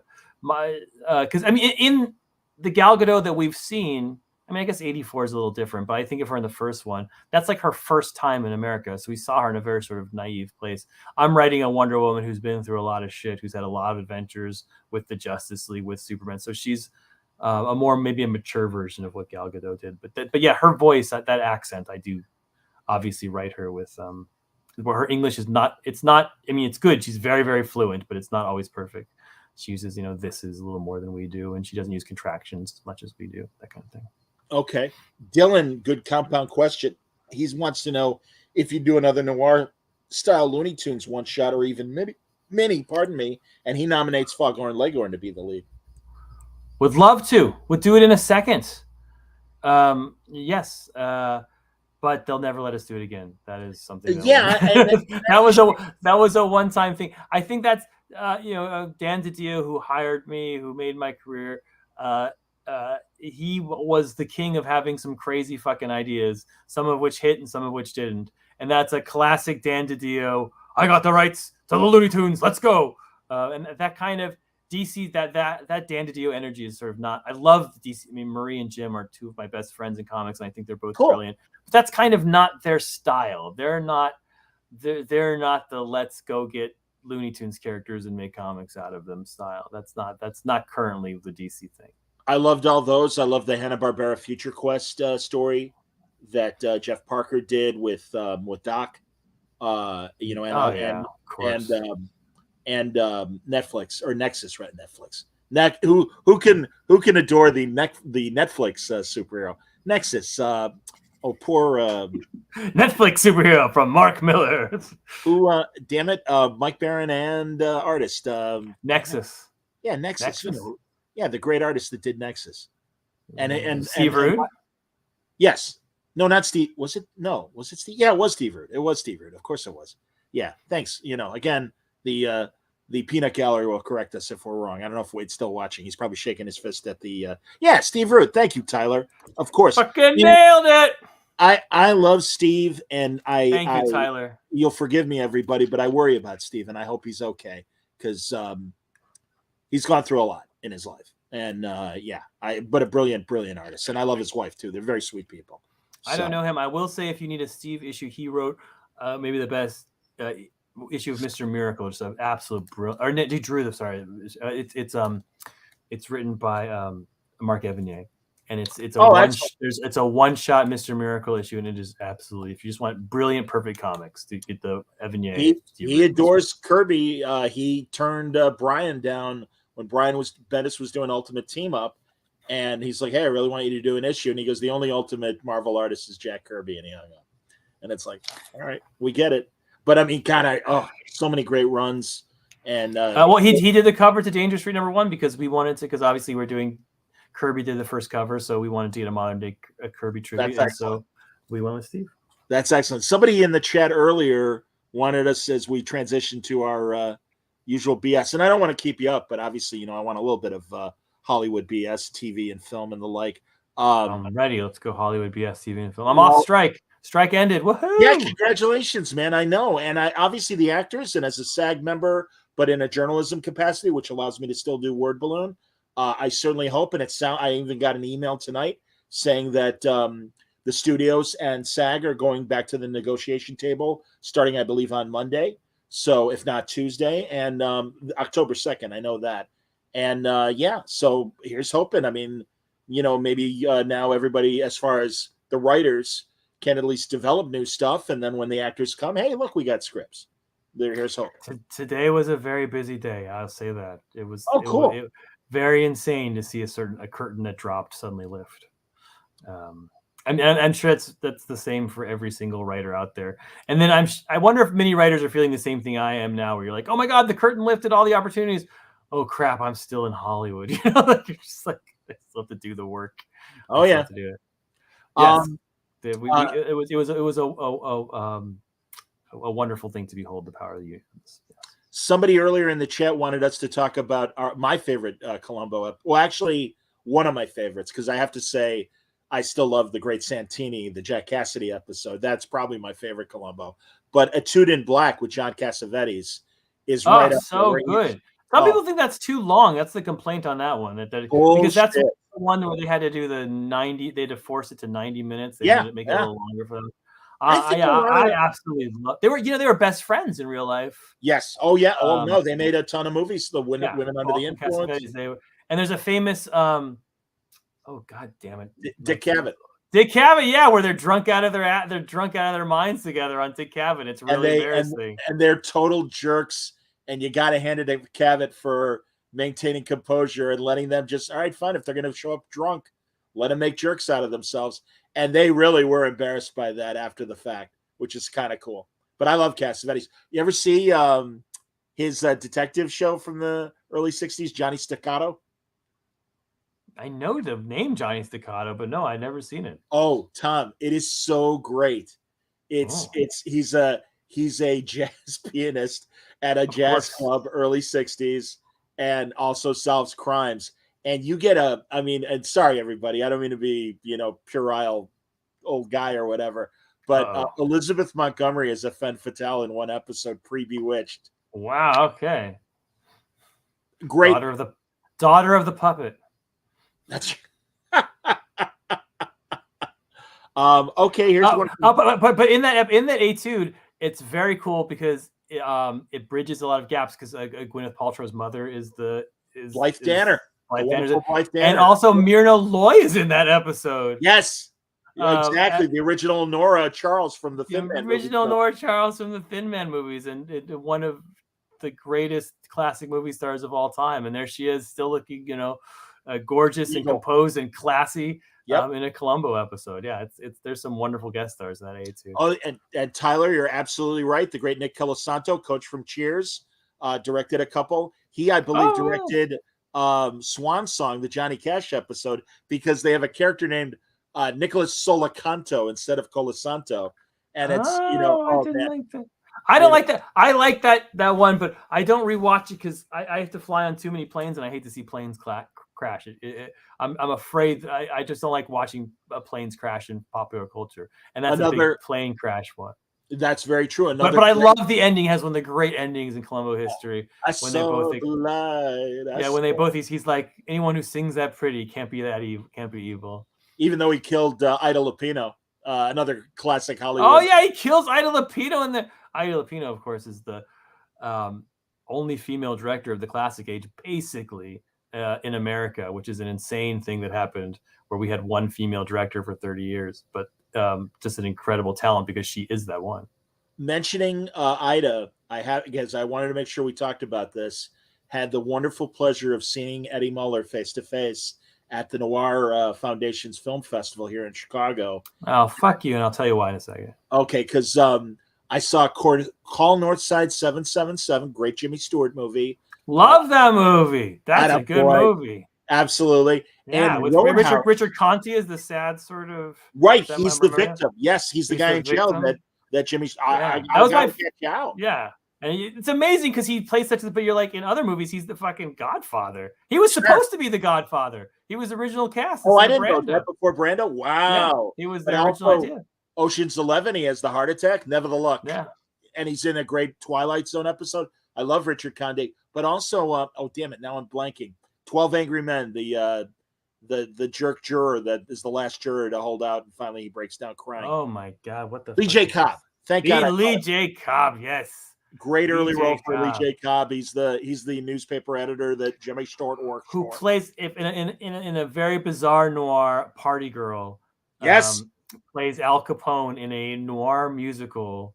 Sid Charisse in Party Girl. With Sid Charisse, and it's like, and Robert Taylor, the most handsome man who ever entered Hollywood, and it's a very bizarre where it's like a noir, and then every 15 minutes it breaks into a musical, and you're like, what the fuck is this? And like an MGM huge musical with Sid Charisse being the greatest dancer ever.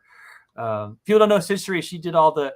In your favorite musical, she's the one when the star can't dance the real good dances. They bring in Sid Charisse for that sort of big moment, like the Hollywood fantasy that Gene Kelly has in Singing in the Rain. Yeah, she's the sultry dancer in that. Right. She has a great dance at the beginning of the Matt Helms spy movie that Dean Martin made, The Silencer, and she does an incredible dance. She's amazing. Sid Charisse was amazing. Back to Ida Lupino though, and that Noir Film Festival, and I want to hear why you're mad at me. Roadhouse, this amazing movie with Ida Lupino, Richard Widmark in a young crazy role, much like Kiss of Death, psycho role.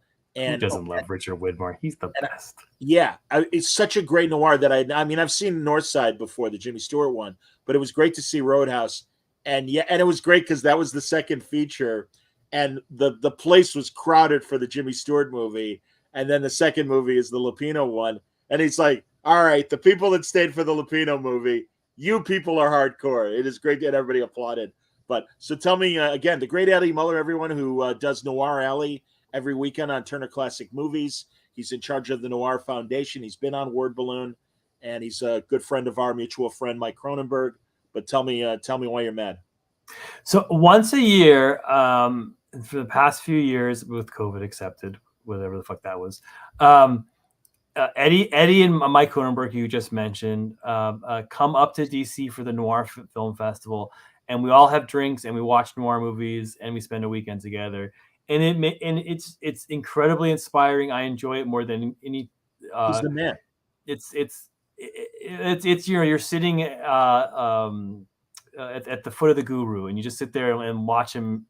Because not only did Eddie know everything about noir, which is so bizarre because it's such a niche thing, and he knows, and it's so hard to understand all the movies that start with the word Johnny, and that he knows all the different ones and who's the fucking cameraman in each of them. But if you've read his book Dames, when he in the 90s when he got into this, he went out and found the actors and actresses who were in these and had been forgotten, and befriended them. So he knew Jane Greer, and he has some just absolutely amazing stories about his.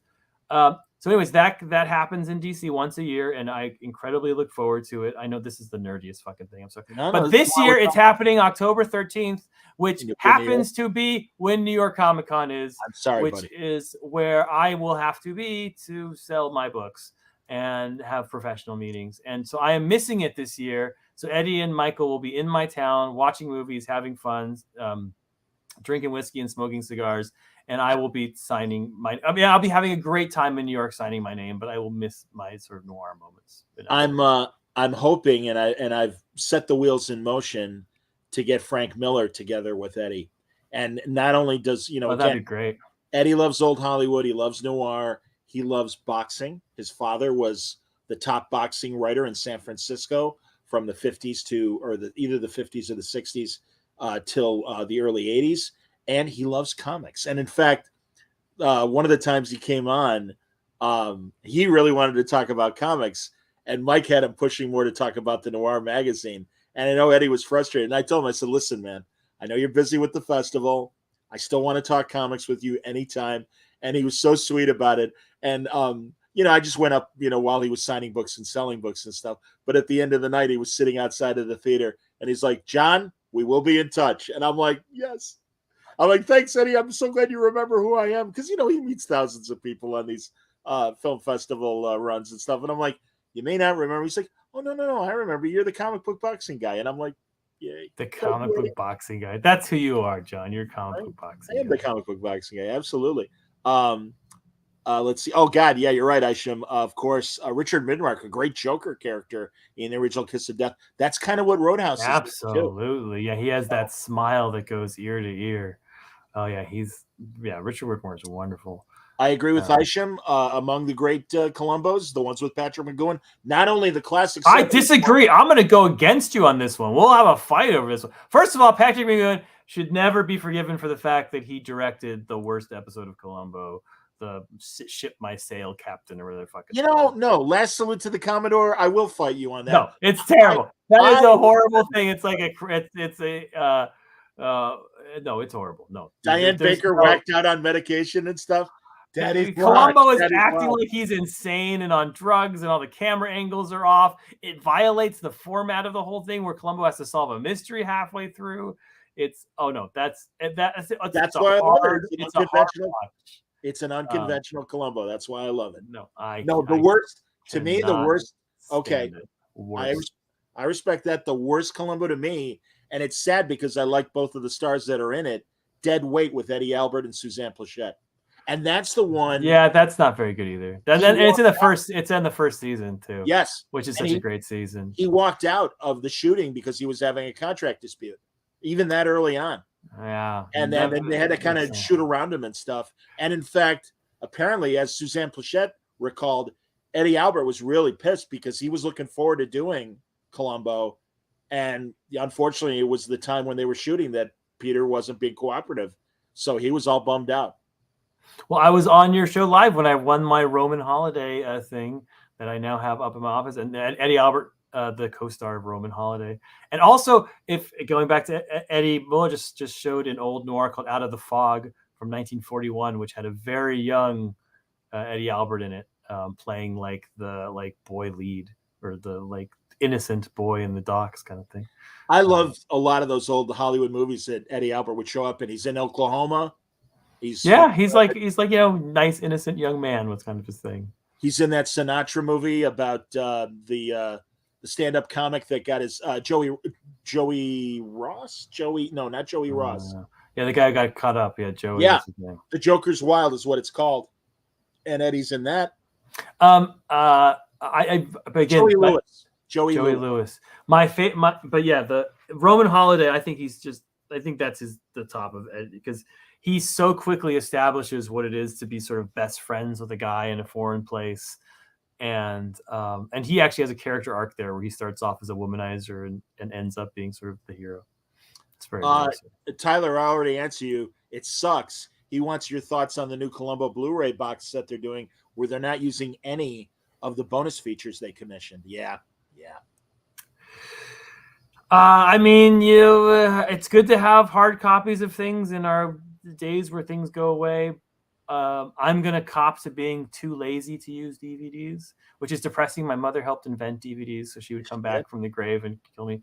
But the fact is, as long as Peacock keeps them all streaming, I don't really see a need. If they're not going to have all the cool extras, I don't really see a need to watch them. No, I agree. I'm not buying it either for that reason. It's like, again, I and also everybody, if you don't have Peacock, I believe on Freevee, one of the streamers with commercials, they had been running Columbo there. They might still.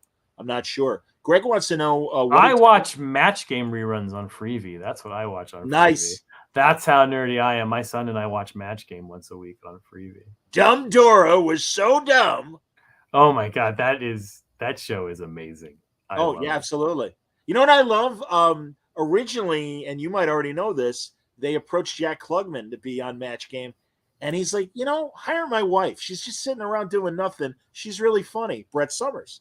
Yeah, and, Brett's, I saw her on Match Game. I saw the one with Kirstie Alley, where Kirstie Alley is playing the game. She's a contestant. Wow. She's a contestant. Yeah. Wow. And Jamie Lee Curtis is one of the people on the panel. So it's Kirstie Alley as the contestant and Jamie Lee Curtis on the panel. That's like Robert Wool was a real contestant on $20,000 Pyramid, and they used it in an Arliss episode, which was even more meta.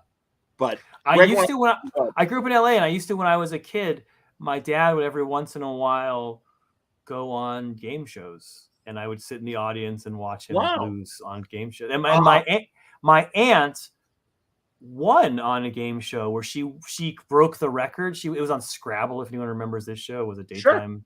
Sure. You can watch it on YouTube. You can see my aunt. Her name is Annie McCormick. She since passed. And she was on for like 35 days straight. So we would go every week and watch her win more. And she won the record where they had to kind of retire her. And then Chuck Woolery hired her to be part of the company. And then she wrote clues for the Scrabble game. She did so well. They hired her. Yeah, wow, that's like Ken Jennings going to work for Jeopardy. That's what happened to my aunt. Yeah, I remember she bought a new car with it. It was like a whole thing. Have you ever seen that PBS documentary about the quiz show scandals of the early 60s? No, I've seen the Robert Redford movie, but I don't think I've seen the quiz show. Yeah, no, and they really talked to the real Herb Stempel, and Van Doren certainly didn't appear on camera, and he was still alive when they made that. But yeah, the Redford movie is amazing and pretty much tells the story. But I have to say, and it's on YouTube, you can find the hour-long documentary, and that's pretty cool. Greg wants to know, what did Tommy Lee Jones like about your idea? What did you learn working with him?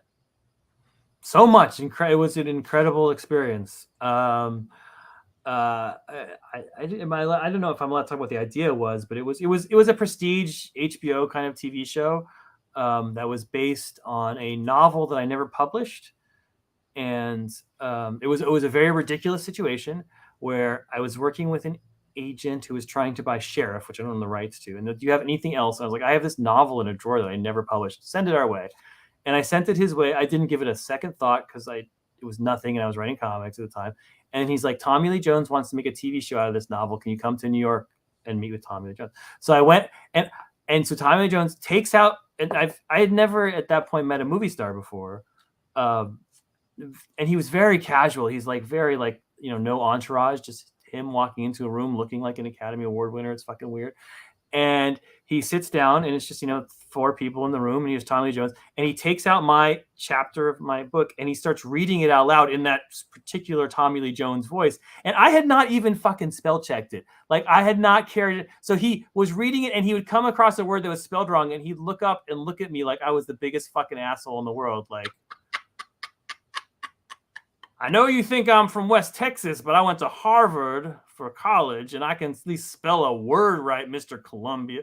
Like, he fucking would tear me apart with his eyes, and that was the beginning of a beautiful friendship where we worked. So he wanted to co-create with me and co-write it, and so the two of us worked on writing this pilot and putting it together. And I learned I learned what it's like to be a celebrity who's recognized every single place you go, and what a bizarre life that leads to. I learned he was an absolute brilliant. He's kind of a Zelig.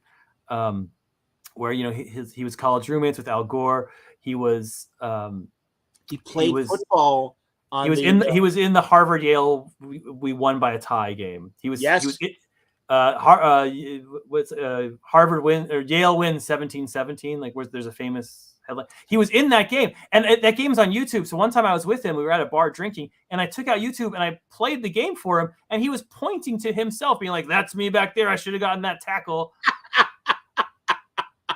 Did he call you Slick? I want to tell you something, Slick. Oh, he called me every name he could. Some of them I couldn't repeat. Yeah, he was like your best uncle. He was a wonderful, and he would do things like fucking, you know, I'd ask him, you know, do you have any acting techniques? And he'd be like, you know, Larry just said to act the best you could. You know, like, what a fucking stupid question. I'd be like, yeah, well, Larry was like that. And I was like, who the fuck is Larry? And he's like, you don't know Larry? I was like, no. He's like, Laurence Olivier. I was like, oh, I'm sorry, Tommy Lee. I don't call Laurence Olivier Larry. You thought he meant Larry from Three's Company. Yeah, Larry's from yeah, he was absolutely. And what I learned was, you know, one of the things I learned is that movie stars aren't like the rest of us, because he would look like a normal person. Then he'd be like, Tom, take a picture with me. I'm like, all right, let's take a picture. And then we would take a picture, and I would still be me, and he would be a movie star. Like, light hit him in a different way. I was like, oh, I could never be an actor. Like, suddenly, like, he was handsome in a way I couldn't even understand. And so, yeah, it was, and the pandemic kind of killed the project, sadly. So it died in 2020, because it involved working with actors who were older in age, like Tommy Lee Jones, and all of those actors obviously couldn't come to work during the pandemic. Sure. So yeah, a brilliant and frustrating experience in the fact that nothing came of it, but what a fucking ride of a trip it was. Let's see here. Oh, James wants to know if you've ever seen The Sandbaggers, a 3-season British spy series. I have not. Oh, Tom, you're in for a treat. It's something Greg Rucka and I bond over. It's very Le Carré, but also very working class spy stuff. And it's literally like 10 episodes or even 8 episodes a season. And it is absolutely worth your time. And I'm reasonably certain it's on Tubi or Freevee, one of those free things, which, by the way, Rob Stager says that Columbo currently is on Tubi. So that's good. I have time. I have to watch 70 episodes of Match Game just to get through one season. You think I have time to watch British spy shows? I generally don't like spy shows. I'm like, maybe that's why I'm really? Doing. Yeah. I used to be a spy, and so that's fair. I have an odd perspective on spy shows. I do understand. So they make if they're good, they make me nervous, and if they're not good, they're just not good. Ian McIntosh, who created it, was involved in British intelligence and died under very mysterious circumstances where, again, not to bring up plane crashes, but he was flying a plane over Alaska, I want to say, and they lost radio contact.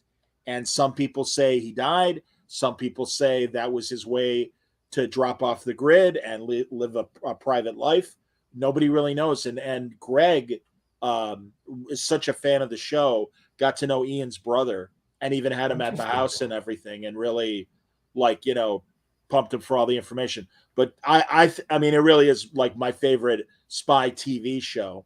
And I say that as a fan of The Prisoner and A Man from U.N.C.L.E. By the way, moment of silence for the great David McCallum, who made it to 90, but passed away this week. Incredibly sad. Still acting on NCIS. Oh, my God. Ducky. And Ilya Kuryakin, the Russian agent on Man from U.N.C.L.E. Amazing and show. The guy who figured out how to get rid of the dirt in The Great Escape. Yes, and it's funny. It was on either last night or 2 nights ago, Great Escape. And it was, sadly ironic timing, because it was, the day they announced that McCallum had passed. But yeah, the great Ashley Pitt. Absolutely. Yeah. Good shit, man. No, I love that. I love that movie. Good Lord. Simon wants to know if we have any recommendations for noir films. Well, as I said earlier, Simon, Call Northside 777 is a great movie. Roadhouse is a great movie. Those are ones that aren't obvious, that are great hits. I'll let Tom fill more in for you.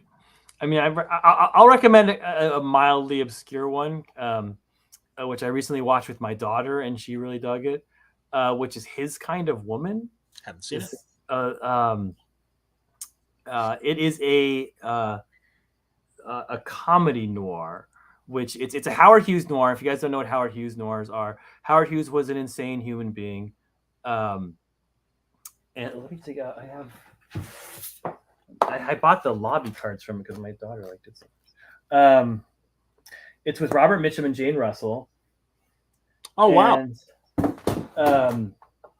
And it's got a great premise, just the best premise. I don't know how I'll use this. Someday I'll use it in a comic book.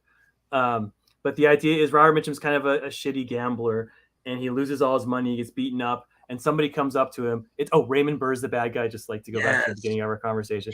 And someone says, I have $50,000 for you. All you have to do is get on a plane and go to Mexico and hang out at a resort. He's like, what else am I supposed to do? And he's like, that's it. I can't tell you anything else. Yes. Are you in or out? And he's like, all right, give me 50,000. Let's go. And he goes to a resort. He's no idea why he's there. And Jane Russell's on the plane with him. And of course he falls in love with Jane Russell. And then it becomes a little bit, like The Prisoner, where he's kind of wandering around. And he's like, who's here? Who's real? Who's not? Wow. And then it becomes, like what the conspiracy is, what they want to do with him, how they want to kill him. And then at the end, it transforms into a out and out a comedy, which I don't want to spoil for you, but it turns into a laugh out loud comedy. So I highly recommend His Kind of Woman if you want just a very fun noir that'll make. It's got it's got a classic setup and it'll make you smile by the end. I guarantee you. In the early '80s, Steve Martin made a movie, Dead Men Don't Wear Plaid, and a lot of the movie takes scenes from another great noir called, I want to say, The Prize, and it's Robert Taylor, Ava Gardner, and Vincent Price, and Charles Lawton as well. Great cast, really neat, foreign intrigue noir. I'm a big fan of that. Vincent Price is also in His Kind of Woman. That's the comedy. He takes over the movie at the end. Oh, that's great. He plays a hammy actor, which is it's so hard for Vincent Price to play a hammy actor. And it's my favorite. It's maybe my favorite Vincent Price is he's in Laura, like obviously one of the great noirs of all time. Vastly underrated. Vastly underrated as an actor. He can take over a movie very, very easily. Absolutely. He's in another Las Vegas Story is another good noir with Vincent Price in it. If you haven't seen good one, yes. With Victor Mature. It's funny. I thought about maybe wearing today, instead of the light blue shirt, my American International logo T-shirt, and that's who made all the Roger Corman, Edgar Allan Poe movies with Vincent Price. And there's one called, I want to say, The Comedy of Errors or something, and it's Karloff, Laurie, and Price. And then they made a couple movies. They made The Raven, of course, together as well. But it's an out-and-out comedy, but set in that Corman horror kind of trappings, where Price is an undertaker, and very, very funny. And Laurie's amazing, and Karloff's amazing. Oh, so goddamn good. Oh, that's great. Vincent Price is famously the voice in Thriller, if you don't know Vincent Price. That's right. I feel like that's how I knew him for most of my life. And he's the mad scientist who creates Edward Scissorhands. Oh, that's true. Yeah, that's it. So yeah, no, he was. Oh, you just watched Laura? Yeah. That's Laura's like one of the top 3 of all time. That's a brilliant film. Absolutely, and funny in a lot of parts, as well as a great mystery. Yes. And one of my favorite cop performances of all time. Just I love the cop in that. I love Dana Andrews plays the cop, and a lot of Rorschach was based on the Dana Andrews character in Laura. In fact, that's why the main character is named Laura, because her name's Laura Cummings. Oh, very cool. Greg wants to know at Baltimore this year, you were on a panel with Bendis. You mentioned that when you first joined DC, they tried to hold a retreat like 2000 Marvels, but there were a lot of clashes. What caused the clashes, and what was the source of disagreement over the characters? I don't know how much you can talk about that. Oh, I don't know. What caused the clashes was egos clashing with each other. I don't know. I don't want to throw anybody under the bus. What am I going to get for doing that? Sure. Sometimes retreats go really well and everyone's on the same page, and sometimes retreats go poorly because everyone's not on the same page. And that was one of the ones where people were sort of not on the same page. Well, and prior to the Marvel retreats, the Superman office at DC in the early 90s, and certainly for things like Death of Superman, all your favorite writers and artists were at those. Mike Carlin ran them, and it was Louise and John Bogdanov, and now I'm blanking, Barbara Kiesel, and great creators that were doing Superman, and made sure everything ran smoothly. So yeah, sometimes it works, sometimes it doesn't. What are you going to do? I miss retreats don't really exist at DC anymore. I'm sad. That kind of went away after COVID. I totally understand. James, you are correct. Vincent Price is The Last Man on Earth, one of the I Am Legend adaptations, along with, of course, the Will Smith movie called I Am Legend and The Omega Man with Charlton Heston from the early 70s. I love those movies. Oh, you got an Omega Man or something, or Last Man on Earth? Richard Matheson, the wonderful sci-fi and horror writer, wrote the original I Am Legend. And brilliant. I mean, the guy wrote Nightmare at 10,000 Feet. What do you got? I've been collecting Noir lobby cards. So I was just looking at other. Oh, that's great, man. Oh, that's excellent. Looking through my book about. That reminds me, I can't remember the name of the store, but I got to go to Berwyn, South Suburbs in Chicago, and there's a wonderful Hollywood memorabilia store there. And I've bought many things there, and I haven't been there in a really long time. And also there was one that wasn't too far from where I live now that I got a few classic lobby cards. Not really classic, throwaway movies, things that, no one would remember. But no, I love lobby cards because they're in color. And because all these movies are black and white, you're like, oh my God, her dress was blue. His suit was bright green. Who the fuck knew? Absolutely. Gar was teasing with Berwyn. That's a Svengoolie joke, if you know Svengoolie. I don't know Svengoolie. Svengoolie. We didn't have Svengoolie in LA. That was not a thing. But did you have? Well, you had Elvira certainly, and I don't know if she did. We did have Elvira. LA, but I mean, obviously she went national. But I was never a monster movie guy. That was never sort of my thing. I was never. I like the classic stuff, and I like the classic cheese that we got from guys like Bird Eye Gordon and other schlocky filmmakers, William Castle. But as far as modern horror, and it's such a shame because of Word Balloon and stuff, I always get like horror things thrown at me as far as free screeners and stuff, and I'm like, I wish I liked this stuff more. But yeah, I didn't understand camp as a kid. That took me a while to understand sort of what that concept meant. Okay. Until like high school when I went to see Plan 9 Hour Space with my friends, it's like, oh, I get it, camp. Our Ouroboros Snake wants to know who your favorite Ditko and Kirby DC characters were. Well, obviously, I can think of one. Oh, DC characters. I was like, oh, yeah. Who's my favorite? I was like, who's my favorite Ditko character? Who could it be? I mean, I think if I'm gonna go. I like Captain Atom. I was writing him recently, and I think Captain Atom's super cool. What about Kirby? Beyond the obvious. Beyond the obvious. Yeah, like Mr. Miracle would be my thought, but I mean, obviously, Mr. Miracle would be my favorite, or Big Barda would be even bigger. I love Big Barda. Cool. And yeah, but like for like a deep cut Kirby character, I don't know. Like I was trying to think of like the Golden Age, like some weird character people don't realize. How about Challengers of the Unknown? I love the Challengers of the Unknown. Love the Challengers. And I'm sorry, I know people are like, maybe that's what the Fantastic Four was inspired by. Yes, it was. I don't care what anybody says. It's like, come on, man. That absolutely was the inspiration for the Fantastic Four. I love it. I have a Darwin Cook Challengers of the Unknown splash on my wall, always reminding me we're all living on borrowed time. Ain't it the best? Absolutely, man. No, brilliant concept. Kyle, I'm going to kind of rephrase your question because maybe you don't realize, but he says if Tom had one chance to write a Marvel book, which character would he write? So beyond what you did over there, like things like the Vision, are there other Marvel characters you would want to write? Yeah, I'd love to write the Thing. He's my favorite character in Marvel. Cool. I like the idea of a guy who's too ugly to quit. That always appealed to me as a kid. He was always my favorite Marvel character. He still is my favorite Marvel character. I just think I like his personality. I like his, he's just fucking great. Yeah. Oh, he's the best. No, absolutely. And he's unique in his own weird way. Like there's no other character that's like him. Kind of working class, sarcastic, but an elephant that just keeps coming, you know?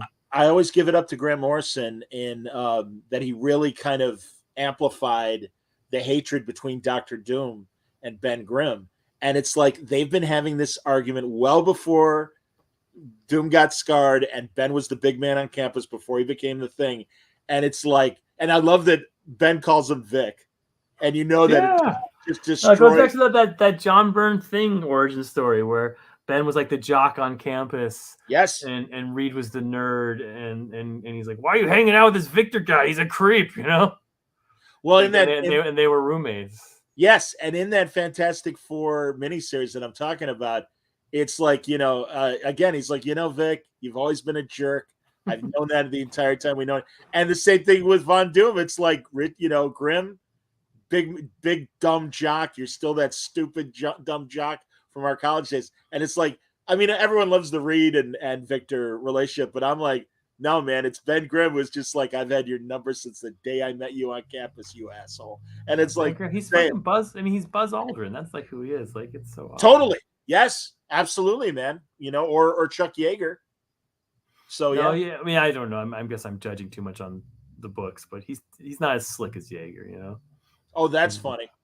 Well, that's interesting because I always thought to go on an astronaut tangent, I always felt Buzz with his Phi Beta Kappa, you know, pin and everything. I always thought Buzz was kind of Buzz is like a bigger buffer, you know, and he's the second guy on the moon, which is always such a weird fucking.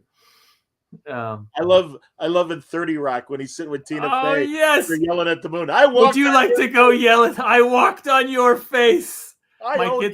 My kids and I still quote that. I walked on your face. What a wonderful thing to yell at the moon. You know, and truly, again, I was 4 when they walked on the moon. Those guys, I mean, my parents were very smart and really made me aware of what was happening with the moon landing. And they were including Mike Collins too, the man that was still in the command module and everything and had to orbit while Neil and Buzz were walking on the moon. Those guys are among my first heroes. Absolutely. Amazing guys. All right, let's start wrapping up. And here's an interesting question. Yeah. Tom, do you believe Amazons have more to learn from man's world than vice versa, considering how antiquated most of their customs are? I've always found it strange when they're put on a pedestal. Interesting question. I mean, I hinted at that just to make it that like one guy says they're a distaff monarchy, which is what they are still a monarchy. That's one of the things that's interesting about them. You know, they have a queen and a princess, and sure. I mean, everyone has everything to learn from everyone. Of course, they have stuff to learn, and Americans have stuff to learn from them. Yeah, of course. Well, and we know that they will be explored in Wonder Woman in the months to come. Absolutely, yeah. I mean, the story gets really big, and so yeah, it involves all that stuff. But it's a very good question. I like it. Thank you, Rob, for the tip. Thank you, everyone who tipped tonight. And we'll remind everybody. Rod Steiger tipped you? I didn't even fucking know he was alive. Oh, no, Pele, absolutely. My favorite Steiger movie is, of course, the boxing movie, The Harder They Fall, Bogart's last movie. And you had those two different generations of acting. You had the method stuff from Steiger, and you got classic Hollywood with Bogart. And just the way those scenes, almost I would call that a noir. I don't know if you would call it. I would, yeah. That's the last movie. It's good. And I had the pleasure of his little old Bogart with his bow tie. Dude, Bogart was young. He looks old. He couldn't have been 60, right? He was in his 50s. He was 55 when he passed away. Yeah. So people were older back then. I'm older than that. Good Lord. And you're right about that. Well, and also I had the pleasure of interviewing Bud Schulberg, the man who wrote On the Waterfront, another great movie like that. And he wrote He did write the script for The Harder They Fall. He wrote the original book, but he was so they made him change the ending from the book, and I won't go into detail, bore anybody, but he took his name off it. But he was on set with Kazan, doing Harder They Fall, and I'm like, what was that like? I'm like, did you guys know that Bogart was sick because he had cancer when he was making the movie? And he's like, no, we didn't know, but he did get tired early, and we'd have to wrap up shooting each day a little earlier. But it was amazing, Yeah, great. Bogart's a weirdo, right? Like I'm not a weirdo, but in the fact that he's just a fascinating human being, because he's known for playing, the working class guy off the street, but he was a rich guy from the West Side of New York. That's right. And he was Mr. Handsome. He's also known for being the ugliest movie star, or not ugliest, but there's constant controversy of like how Bogart became a movie star because he's just not the most handsome. But he was Mr. Handsome when he was 25 years old. Like what you're seeing on his face is hard living. Absolutely. And his fucking second wife stabbed him, and right, the one before Lauren Bacall. Absolutely. Yeah, and Frank Sinatra with either a corkscrew or an apple core. I forget which. And stumbled into a club with the stab wound still in him and stuff. And he's like, give me another drink. And he was the original Rat Packer. Frank Sinatra was his accolade while hitting on his wife, and then reinvented the Rat Pack 15 years later. That's right. Judy Garland, part of that original Rat Pack as well. Yeah. Yep. So what a fascinating and human being. And I remember when I was a kid, like Entertainment Weekly named him the greatest movie star of all time. I was like, what? He's just in that one movie, and I had no idea that there was the depths of that man. Oh. Again, here's another movie. It's not quite noir, but it's fantastic, and it's both a tough guy movie and a comedy. It's called All Through the Night, and it's Bogart and William Demarest, Uncle Charlie from My Three Sons, is his wingman, and Bogart plays this gambler that is kind of a sports promoter as well, and all of a sudden they catch wind that there are Nazi spies in New York. And it's like a really expensive Bowery Boys movie because it's this great collection of character actors backing up Bogart. Jackie Gleason and Phil Silvers are in it very young because this was made in the 40s. I mean, Gleason's a baby in this movie. Phil Silvers couldn't help it. I mean, I think when he was 25, he still looked like Phil Silvers. But yes, I'm so glad. I'm so glad Greg knows what we're talking about. Yeah, his character's name is Gloves. And, oh, God, everybody is in this movie. Peter Lorre is in this movie. All right. I'll watch this movie. It sounds fantastic. I'm in. Conrad Veidt is one of the lead Nazis. Of course.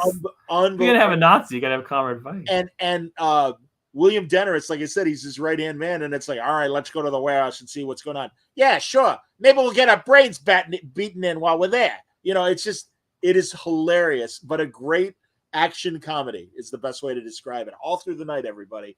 Incredible film. Oh, and of course, Tyler, you're absolutely right. He's so good in The Petrified Forest. Yes, both versions, TV and film, absolutely. Yeah. And the British actor that's Ashley in Gone with the Wind, the hero in Petrified. Oh, yes. That's true. He insisted that that's how Bogart got to Hollywood, because they did the play, and he insisted that Bogart play the same role. Good stuff, man. All right, we should wrap it up. Yes, you're lovely for staying as long as you did. And thank you, Kat from DC, for hanging out backstage as well, because I can't help it. When Tom and I get together, it's a nice, long, great conversation. But it's after midnight East Coast time, and I want you to sleep. But thanks, everybody, for watching. I enjoyed the questions. We will remind everybody that Wonder Woman is going back to press. So if you missed it on the first run, get the Jim. So the way that works is Jim Lee did a very famous Batman cover where Batman's looking to the left, and a very famous Superman cover where Superman's looking to the right. And this third cover completes it. So now we have all the Trinity as sort of a poster. So it's something special. This new cover. Back to buy my book. Started with buy my book. Back to buy my book. But I love this book, and I hope you pick it up. Danger Street 10 coming up in a couple of weeks. And of course, we look forward to the next chapter of Penguin. Yes, and Bold and Brave and the Bold number 5 was out yesterday, and that's me and Mitch doing a Joker story. I apologize that we didn't talk about Brave and Bold, so shame on me. Well, coming out not so long from now is my first Boom book, which is Animal Pound. which I'm sure I'll Yes, come yes. back and talk to you about that. Please, and we'll talk Brave and Bold as well. So everybody, thanks a lot for watching. Thank you for the tips. Thank you for the great questions. Until next time, everybody, please stay safe, stay happy, stay healthy.